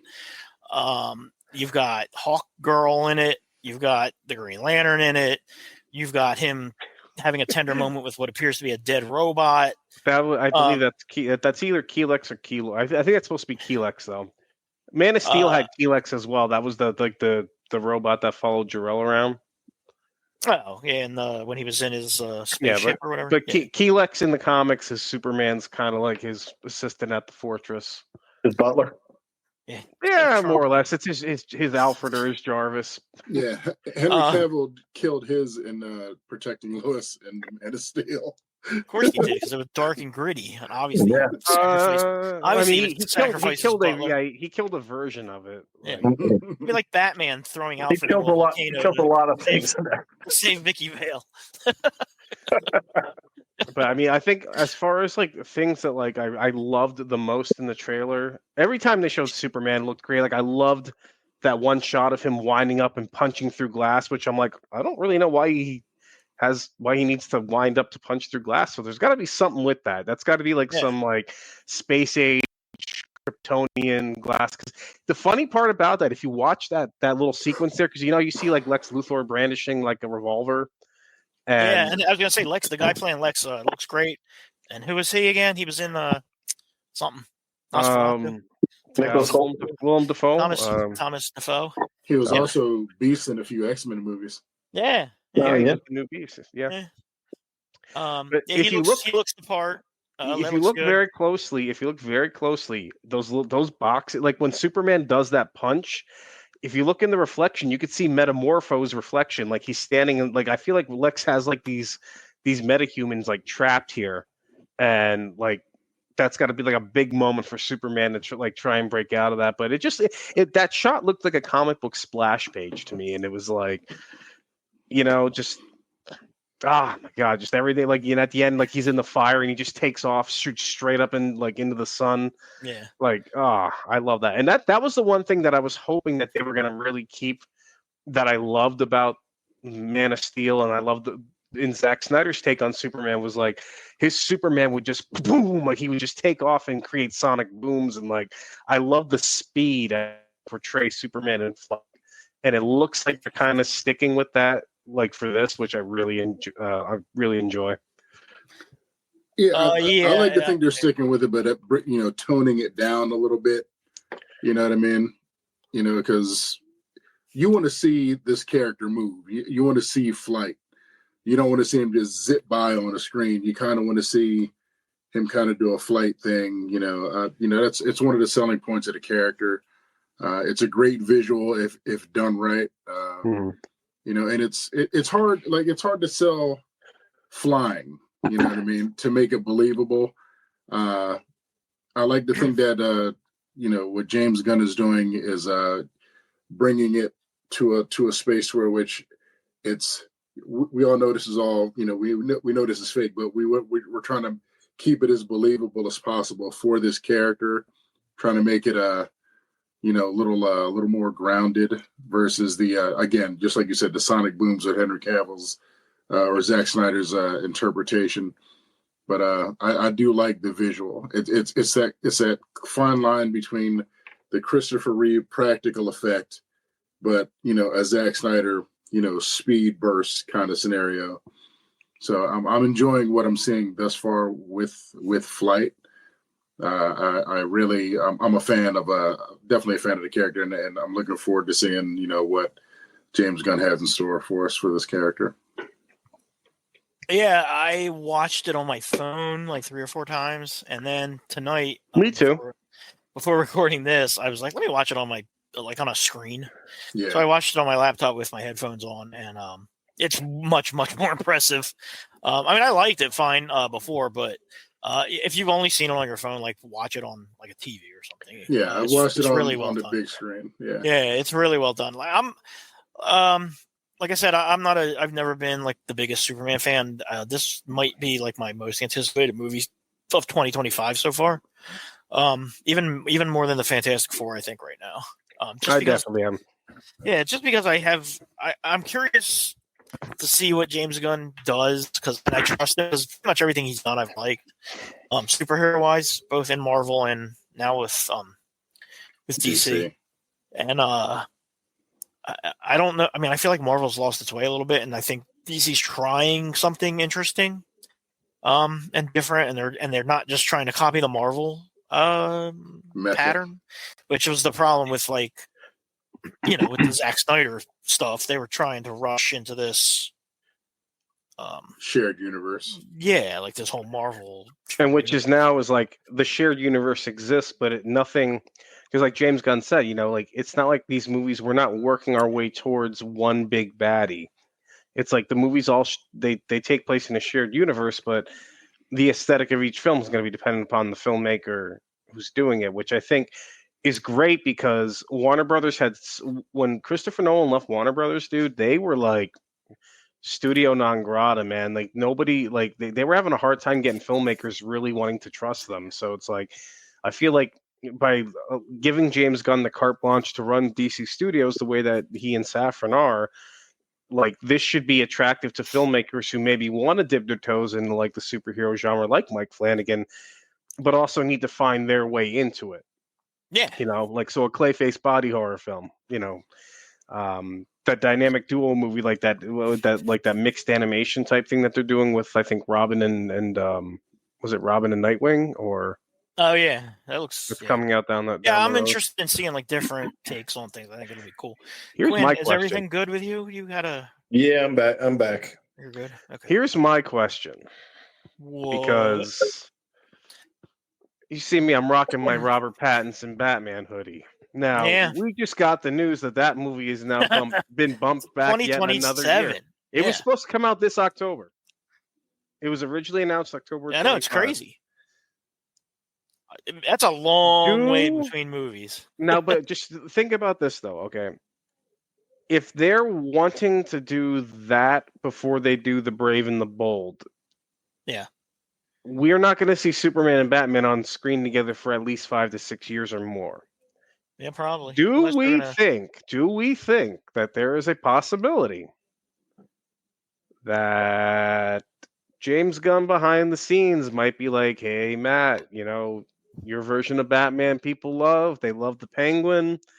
Why don't we just roll all this together into the same universe? And thinking, I don't know, man. It's just the more that the more that the Batman gets pushed off, the more I feel like that could be a distinct possibility that Robert Pattinson becomes the DC Universe Batman. Yeah, I assume that's what's going to happen. I've assumed that. Yeah. Well, because I think about it like audience confusion is a real thing. So it's like we already had like three or four Batman on the big screen within the span of a year. Just Now we're going to have Aquaman playing a different character. In the oh DC yeah, universe, which is weird too because he's going to be playing Lobo. Dude, listen, Which I've is never a seen. Very unknown character to 90% of the general movie-going public. I don't think so, dude. A lot of people know who Lobo the main man is, and Jason Momoa was born to play that part. Oh, he looks perfect. Yeah. So Quinn, what'd you think of the trailer? I love the trailer. I love the fact that it looks like a giant comic book. It addresses all my complaints that I've had with the Snyderverse since it came out. Chris Jones has heard me complain ad nauseum about the color. How, one of the things that attracted me to comic books as a kid was the bright colors. mm-hmm. So you just want to bleed all of those out of there, and I said on this podcast a couple times probably, Zack Snyder gave an interview where he said you can't just have them standing in their costumes talking because it looks dumb. Why the fuck And I'm not? like, well, you're the wrong guy. You're the wrong guy for the job then. You know what I mean? So this one just leans into it. It looks like, in addition to the big,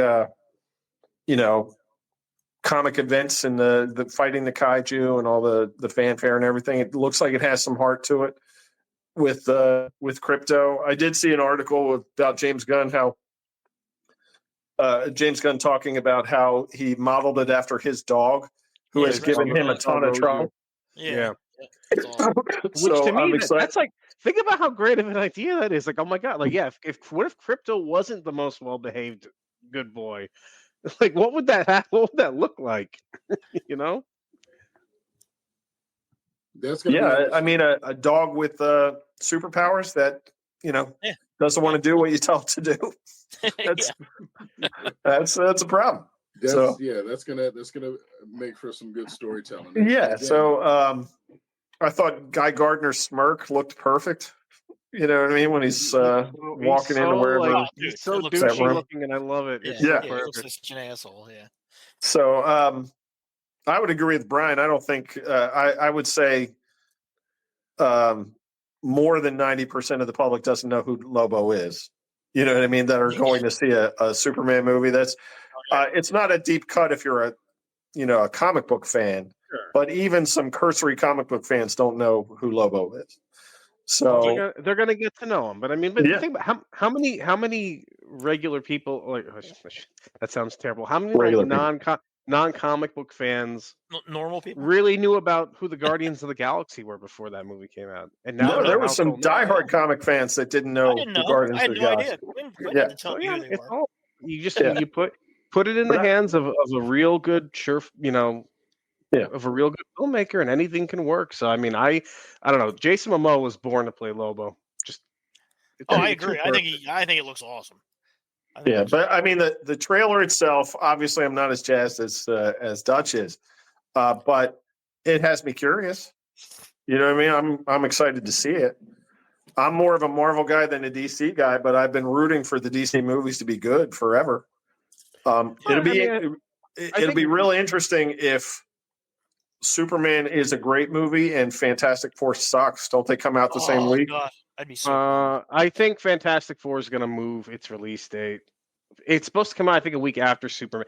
So I think it's the new Jurassic World comes out first. World 2 is also Then Superman comes out the next week, and then the next week after that was Fantastic Four. But listen, the Fantastic Four are my favorite Marvel team. I want that movie to be great. And it's like, I mean, we're all fans of this stuff. I think that even if you have the preference, like you're a Marvel guy, I'm more of a DC guy. But I grew up loving both, and I want both to do well because same. I love superhero movies. I love the fact that we're here. We just gotta make them better. Back in the day, and unfortunately, all my back in the days are Christmas related because this was meant to be recorded before Christmas, but it's fine. Very, very Gen X lounge of us. Christmas back in the day is still fun. We had some cool anniversaries actually for Christmas. White Christmas turned 70. Wow. As did who? Godzilla. Oh yeah, There we go. Original Godzilla came out the same year as White Christmas. And then another anniversary of a beloved childhood song. Of course, I speak of this.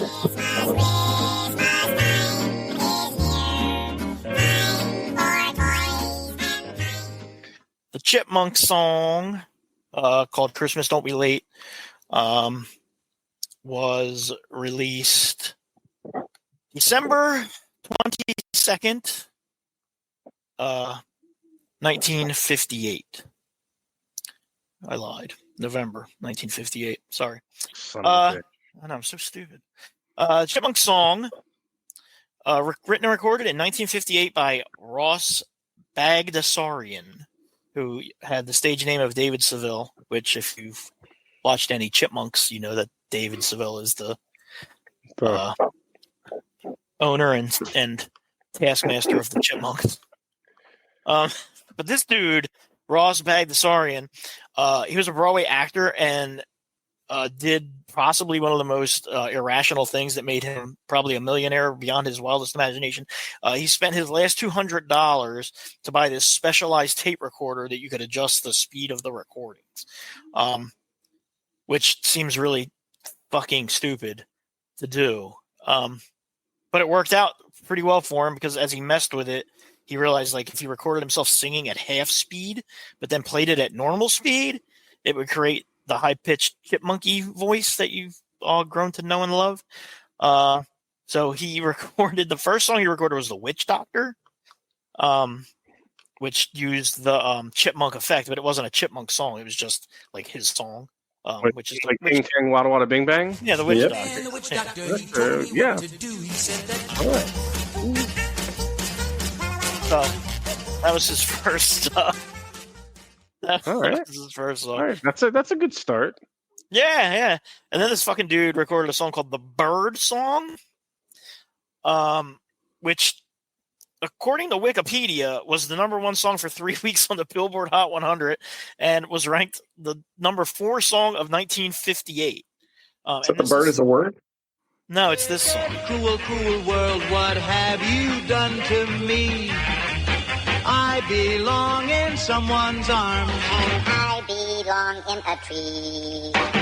Wicked, wicked. Yeah. That was the number Okay. one song for 3 weeks in 1958. Well, they didn't have a lot of other options. Where in like Nebraska?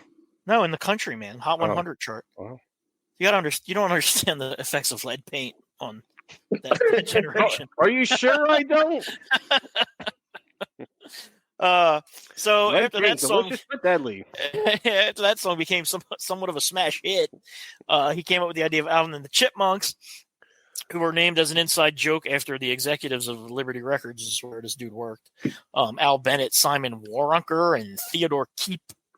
So yes, it was released November 11th, 1958. It remained on the charts for 13 weeks, including 4 weeks at number 1 from December 22nd, 1958. So December 22nd, 1958 is the anniversary of it hitting number 1, which it was until January 12th, 1959. Which again, the song earned 3 Grammy Awards for Best Comedy Performance, Best Children's Recording, and Best Engineered Record.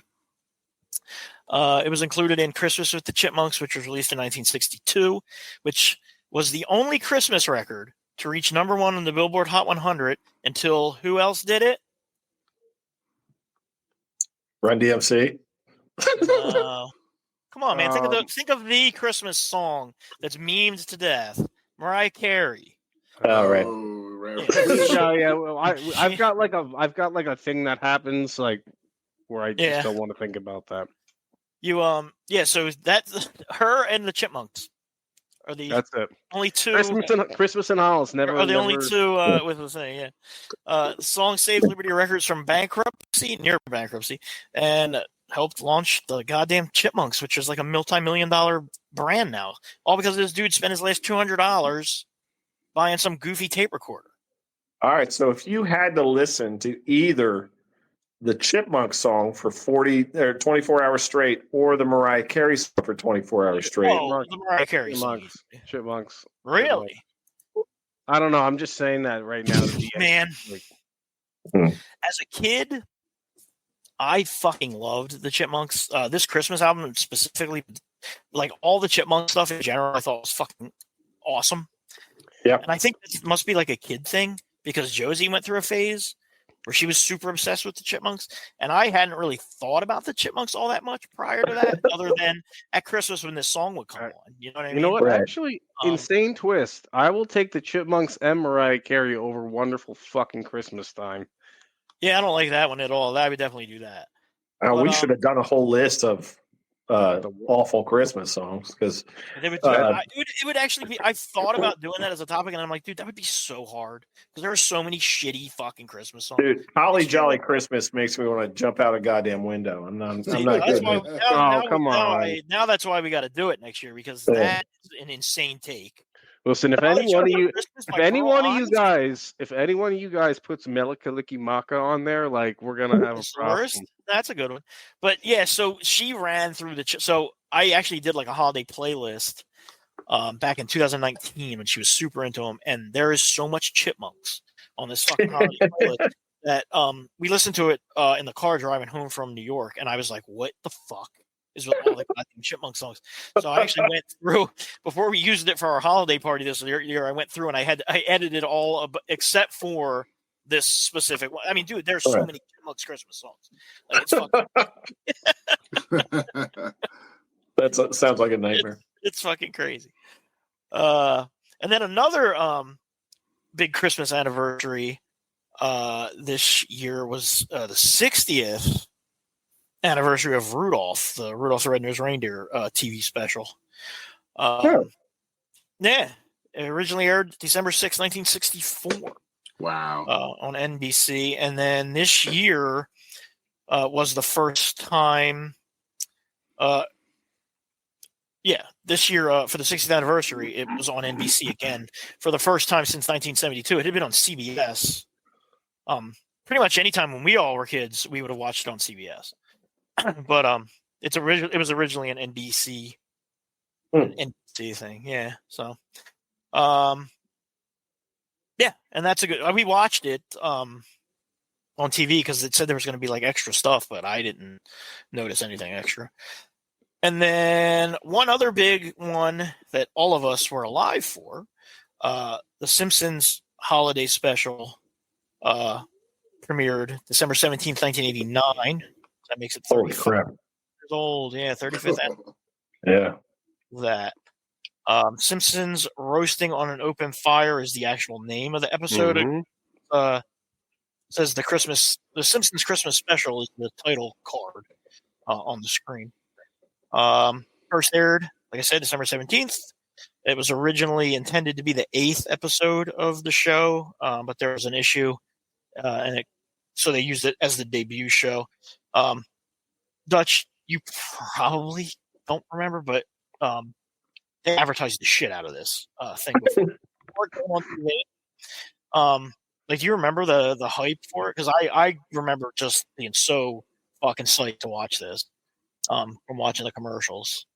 Well, we were in high school at the time. What would we be, sophomores in high school, something like that? I was in ninth grade, I think. I might have been in 8th grade. No, I would have been in 9th grade, yeah, because you were a year ahead of me. Oh, okay. So Yeah, don't forget I'm 10 years behind you guys. yeah, so you would have been 8. No, In- fuck, you would have been 3. In Well, the whole 89? the whole country at that time I was was 5. I was 5 in yeah. 89. 5. the whole country was crazy about the Simpsons about that time. So they were on Bartmania everything. was They were taking on over. T-shirts and yeah. So Yeah, that's what I mean. But I mean, the hype for this, because I don't specifically remember the hype for the Christmas special. There but, had been no. yeah. There was nothing before it. This was like the first. This was like America's introduction to the Simpsons. It was the premiere of the Simpsons in general. Yeah, this was the with beginning of that the Simpsons, episode, other than All their right. little sketches on the Tracy Ullman show. Which, on the Tracy Ullman show. Yeah. So I this remember. was I remember the- waiting up to check it out of curiosity. I wouldn't say I was hyped for it, but it was weird that it was just like a primetime cartoon. Yeah, against the, and then it ran against the Cosby Show. The Cosby Show. Yeah, exactly. It made Thursday nights a choice because it was the same time and night as the. Yeah, Cosby back in the day, it was NBC had the Cosby and Cheers and Night Court and that like heavy hitting lineup. It was a killer night of TV. Yeah. Thursday nights. For whatever reason, I was listening to the theme from Night Court the other day. I was jamming on it. Do. Is that a saxophone? What is that? A clarinet? That's a saxophone, I believe. Oh man, that's another sexy saxophone song. But yeah, 13 million people tuned in to the debut, which made it the second highest rated show on Fox ever to that point. What was the first? If I was a good note taker, I'd have written it in there. But it was nominated for 2 Emmy Awards in 1990, Outstanding Animated Program and Outstanding Editing for a miniseries or special. And because of some weird loophole, because it was considered a special and not a episode of the season, even though it was, it was nominated. So The Simpsons was nominated twice for the animated program. So it was this episode and another episode, and this episode lost to the other Simpsons episode for best animated for the episode Life in the Fast Lane. And and then the show, was canceled after 2 seasons, and most people never even heard of The Simpsons. So sad end to that show. Yeah. It's a wonder we're even talking about it. Yeah, it's just a distant memory. Man, you cannot express how fucking Bart Simpson was in the zeitgeist. Yeah. In 1989 and 90. Oh my God, dude. Everywhere. And the levels of consternation. I remember my mom, she was an elementary school teacher, and the consternation with the young kids saying eat my shorts and stuff. Yeah. Was which is tame because it's just so funny now. Yeah. It's incredibly tame because just a couple years later, Beavis and Butthead came out, and those were the phrases that me and my friends. Yeah, and even those are nothing now, Yeah. So those are my back in the days. Sorry that we missed Christmas. Yeah. What are you gonna do? I'm not sorry. We actually enjoyed ourselves rather than trying to. God damn it! I know we deserve a break. Did anybody get one more viewing of Die Hard in? I did. I did. I did. I enjoyed it. Yeah, Die Hard is my movie. It was actually it was on TV the one day, so I could let my niece watch that version. But Mr. Falcon version. Mr. Mr. Falcon cut. It's funny, just thinking of the last episode, just because I love that line so much. No shit, lady, you think I'm ordering a fucking pizza? It's that makes me laugh so hard every time. You know what? One of the things that makes that movie great, and there's a million of it, but from the time where he sees the C4 in the roof and Carl finds him. You know what I mean? Yeah. At the same time, Hans finds out that Holly's his wife, right? Mm-hmm. From that point through the rest of the movie, it does not let you breathe. It goes from one scene to the other.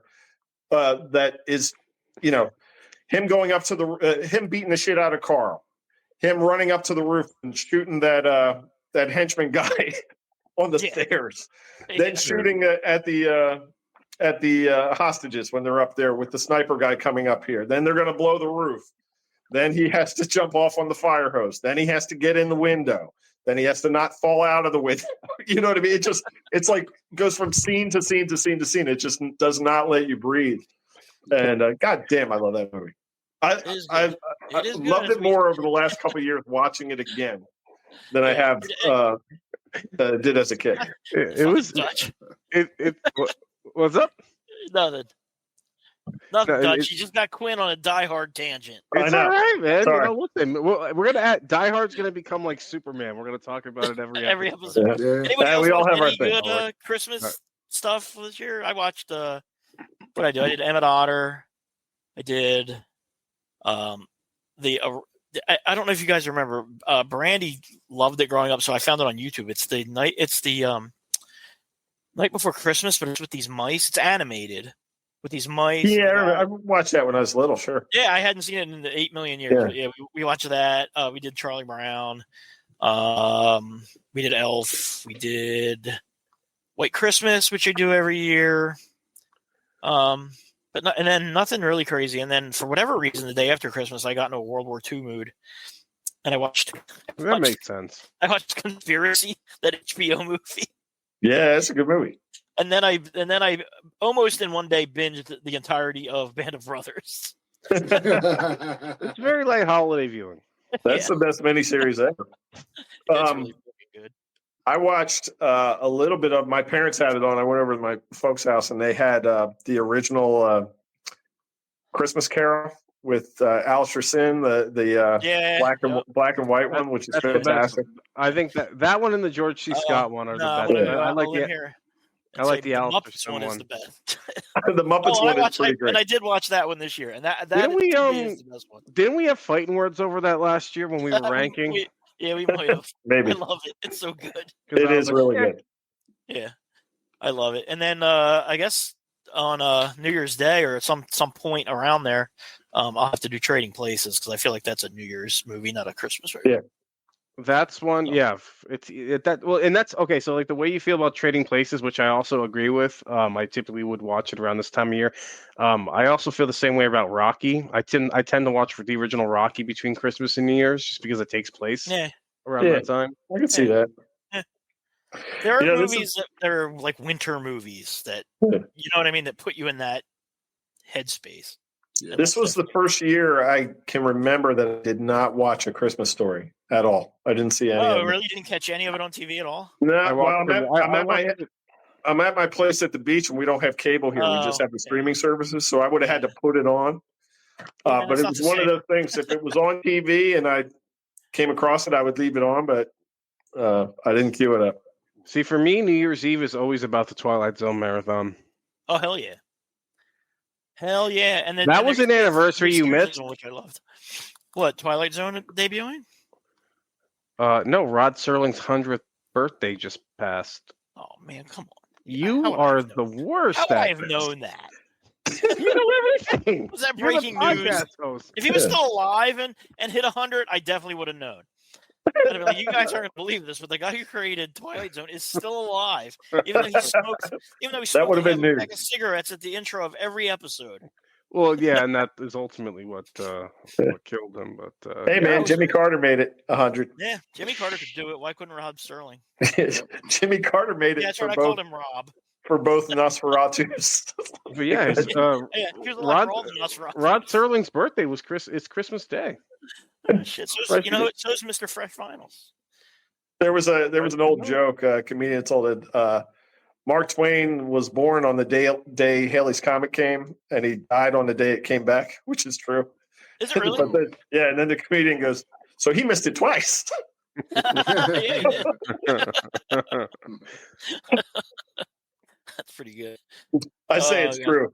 It was a fact I learned in high school, so maybe it's not. Who knows? Yeah, no, you should Google it. I've been telling it as if it's true for 40 years. Well, look, I mean, it could be true. It could not be true. Huge if true. Dead. He could still be alive. Huge if true. Huge if true. Yeah. All right. God damn, we were all over the fucking place this episode. Jeez, yeah, we were. God, we were like fucking herding cats. That's what happens when you go like 3.5 weeks without recording one. But that's all I got. Unless you guys got something else, Dutch. Is there?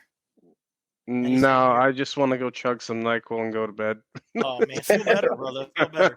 I appreciate it. Like I hope you know feel what better. my voice held up What do a lot better than I thought it was gonna. So See, and you reminded me though just now because I didn't get into this, and we might as well. What are you doing for New Year's, buddy? me, Yeah, you got plans? I just fucking said I'm watching the Twilight Zone marathon. Oh, I mean that's it. I didn't know if you were going to like a bar or. Okay. No, I don't. Dude, I have not. I couldn't even tell you the last time I went out on New Year's. Like, no, that's if there's like 2 nights a week where if I'm gonna go out, I would not go out on those nights. Would be New Year's Eve and the night before Thanksgiving. Yeah, too many too much. checkpoints. Yeah, no, dude. I'm not a. I'm Too many just. human beings. I'm such a fucking homebody on New Year's Eve, man. I'm just like pull it up with the cat can just rest next to me. We're gonna just watch Twilight Zone for hours on end. Fuck it. Sounds That's life. quite nice, if I'm being honest. Well, you're not going out for New Year's? I am not going out. We have the grandson. I will be chilling right here. Hopefully playing a game I'm playing on PlayStation 5 called Control, which is made by Remedy Games, the same people who made I think the Max Payne series, which they are going to remake that series as well. Learning that, also still playing Avengers, still playing Spider-Man, still playing Batman Arkham series. I'm all over the place. You're just waiting. You are waiting for that Superman game that's going to come out. The fact that he's been waiting his whole life. The fact that the trailer has come out, I'm surprised that James Gunn hadn't said, hey, if there's any Superman games that are actually out there, like Superman Returns, Man of Steel, the Superman Age of Apocalypse, get those relicensed so people can touch Superman again, in the video game format. I would. Hey, dude, listen, I'm a fan of Superman, but that was a way of putting it. Yeah, sorry. I'm just saying. Superman again. Keep in mind the tagline for the Batman Arkham games were "Be the Batman." Dude. I thought you were going to say it was something like God damn it, something like that. This podcast is never going to fucking end. Listen, you fucked me up. No, you got me all fucked up because you said "Be the Batman." So hang on, I got to find this text message. Hang on. Oh my god. Where the fuck is it? Hang on a second. See what I did? It's from the beginning of the month. Hang on. Next week's episode we should call "Let's Touch Superman." I found it. I found it. It wasn't enough. It's not enough for Bo to tug on his cape. He's got to tug on something. Speaking of Batman and being Batman, I got a text message on December 12th. It said from an unknown number. It says, "Are you lately?" And it had 2 winky emojis. And I wrote, "Who is this?" And then they responded back with this picture of a not unattractive Asian woman. It's not Batman. Oh my god! And I said, "Do I know you?" And she said, "Aren't you my best friend Anna?" And I said, "Please tell me you went with this. Please tell me you." Oh, and I said, "No, sorry, this is Mr. Wayne." And she said, "Sorry, I just checked your phone and found I entered the wrong area code. I hope my mistake did not disturb your pleasant mood. I'm so sorry to bother you." And I said, "It's fine." And she said, "Thank you very much for your understanding and tolerance. I think you are a very polite person. I live in San Francisco. Which beautiful city do you live in?" And I said, "I live in New York." And she said, "New York is a beautiful city. Glad to hear you live in New York. I plan to go to New York for a medical aesthetics project. What do you think?" And I said, "Where many see beauty, I only see darkness and crime. But I'm working to bring peace back to my city." And she said, "I'm an independent limited partner. What area do you work in?" And I said, "I own a large company. So you could say I'm a businessman, but my real job is more serious. I'm ridding my city of crime. It's a thankless task, but one I must complete. You can call me Bruce, by the way." She said, "I think you are right. New York is a beautiful city to outsiders, but in fact, we all hope to have a peaceful homeland." And then I said, "Criminals are superstitious and cowardly." Cowardly lot. Yeah. Perhaps you can help me. That hurt. Perhaps you can help me in my fight. Do you know any combat skills? And she said, "You're an excellent person, and I love your name. In my impression, people named Bruce are polite and gentlemanly." And I said, "I can be, but I will also break the spine of any thug who dares prey upon the weak." And she said, "I don't know what fighting skills are." And I said, "You said you work in the medical field. That could be useful to me on my mission." And she said, "You're a very good person. Yes, I hope you will protect yourself while you're working. I said, ever since I watched my parents die in a filthy alley, I've sworn to avenge them. I don't know if this makes me a good person, but I am vengeance. I am the night. And she said, I'm sorry to hear this very sad news. I feel sorry for you. Tell me you have a big company. What does this firm really do? You were texting a porn bot for this long? And then I went to Wikipedia and I Googled the Wayne Foundation and I just cut and pasted a whole bunch of shit, which I will not read here because it's a lot. And she said, wow, this is a great firm and you're a great person. You are a successful person. How long has your firm been established? And I said, my dead father started it before I was even born. It's run by my business manager, Lucius Fox. He makes most company decisions on my behalf since my time is largely occupied by other duties. And she said, I understand. I have to say you're all very successful people. I was born in 1986 and I'm 38 years old. How about you? I said, I am also 38. However, I'm in peak physical condition. And then she stopped talking to me. And so I waited like 2 hours and I wrote, don't be frightened. You have nothing to fear from me unless you are a criminal. And then she never replied. Was this just like a Sunday afternoon for you or something? We were driving to Cape May. Brandy was driving, and I was fucking around with the scammer. I was waiting for her to get me to offer me some crypto, to invest in or something. Since I was, I own a fucking multi-billion-dollar corporation while I'm not fighting crime in the streets. So. You probably scared her. Yeah. That is awesome. She's like, but I am a criminal. Yeah, I know. Yeah. Oh God, she just cut her losses there. He's gonna break my spine. Brian's interaction with a porn bot on a leisurely drive to Cape May. It was either I think it was probably a straight scammer. I've had dude. I love getting scammed. Dude, they make me so happy. Like I just fuck for hours. But yeah, that's it. That's all I got. Jesus Christ, this episode's never going to end. We're get the fuck out of here. Yeah, thanks for listening. Give us a 5-star review thing. Here's the song. Jesus Christ.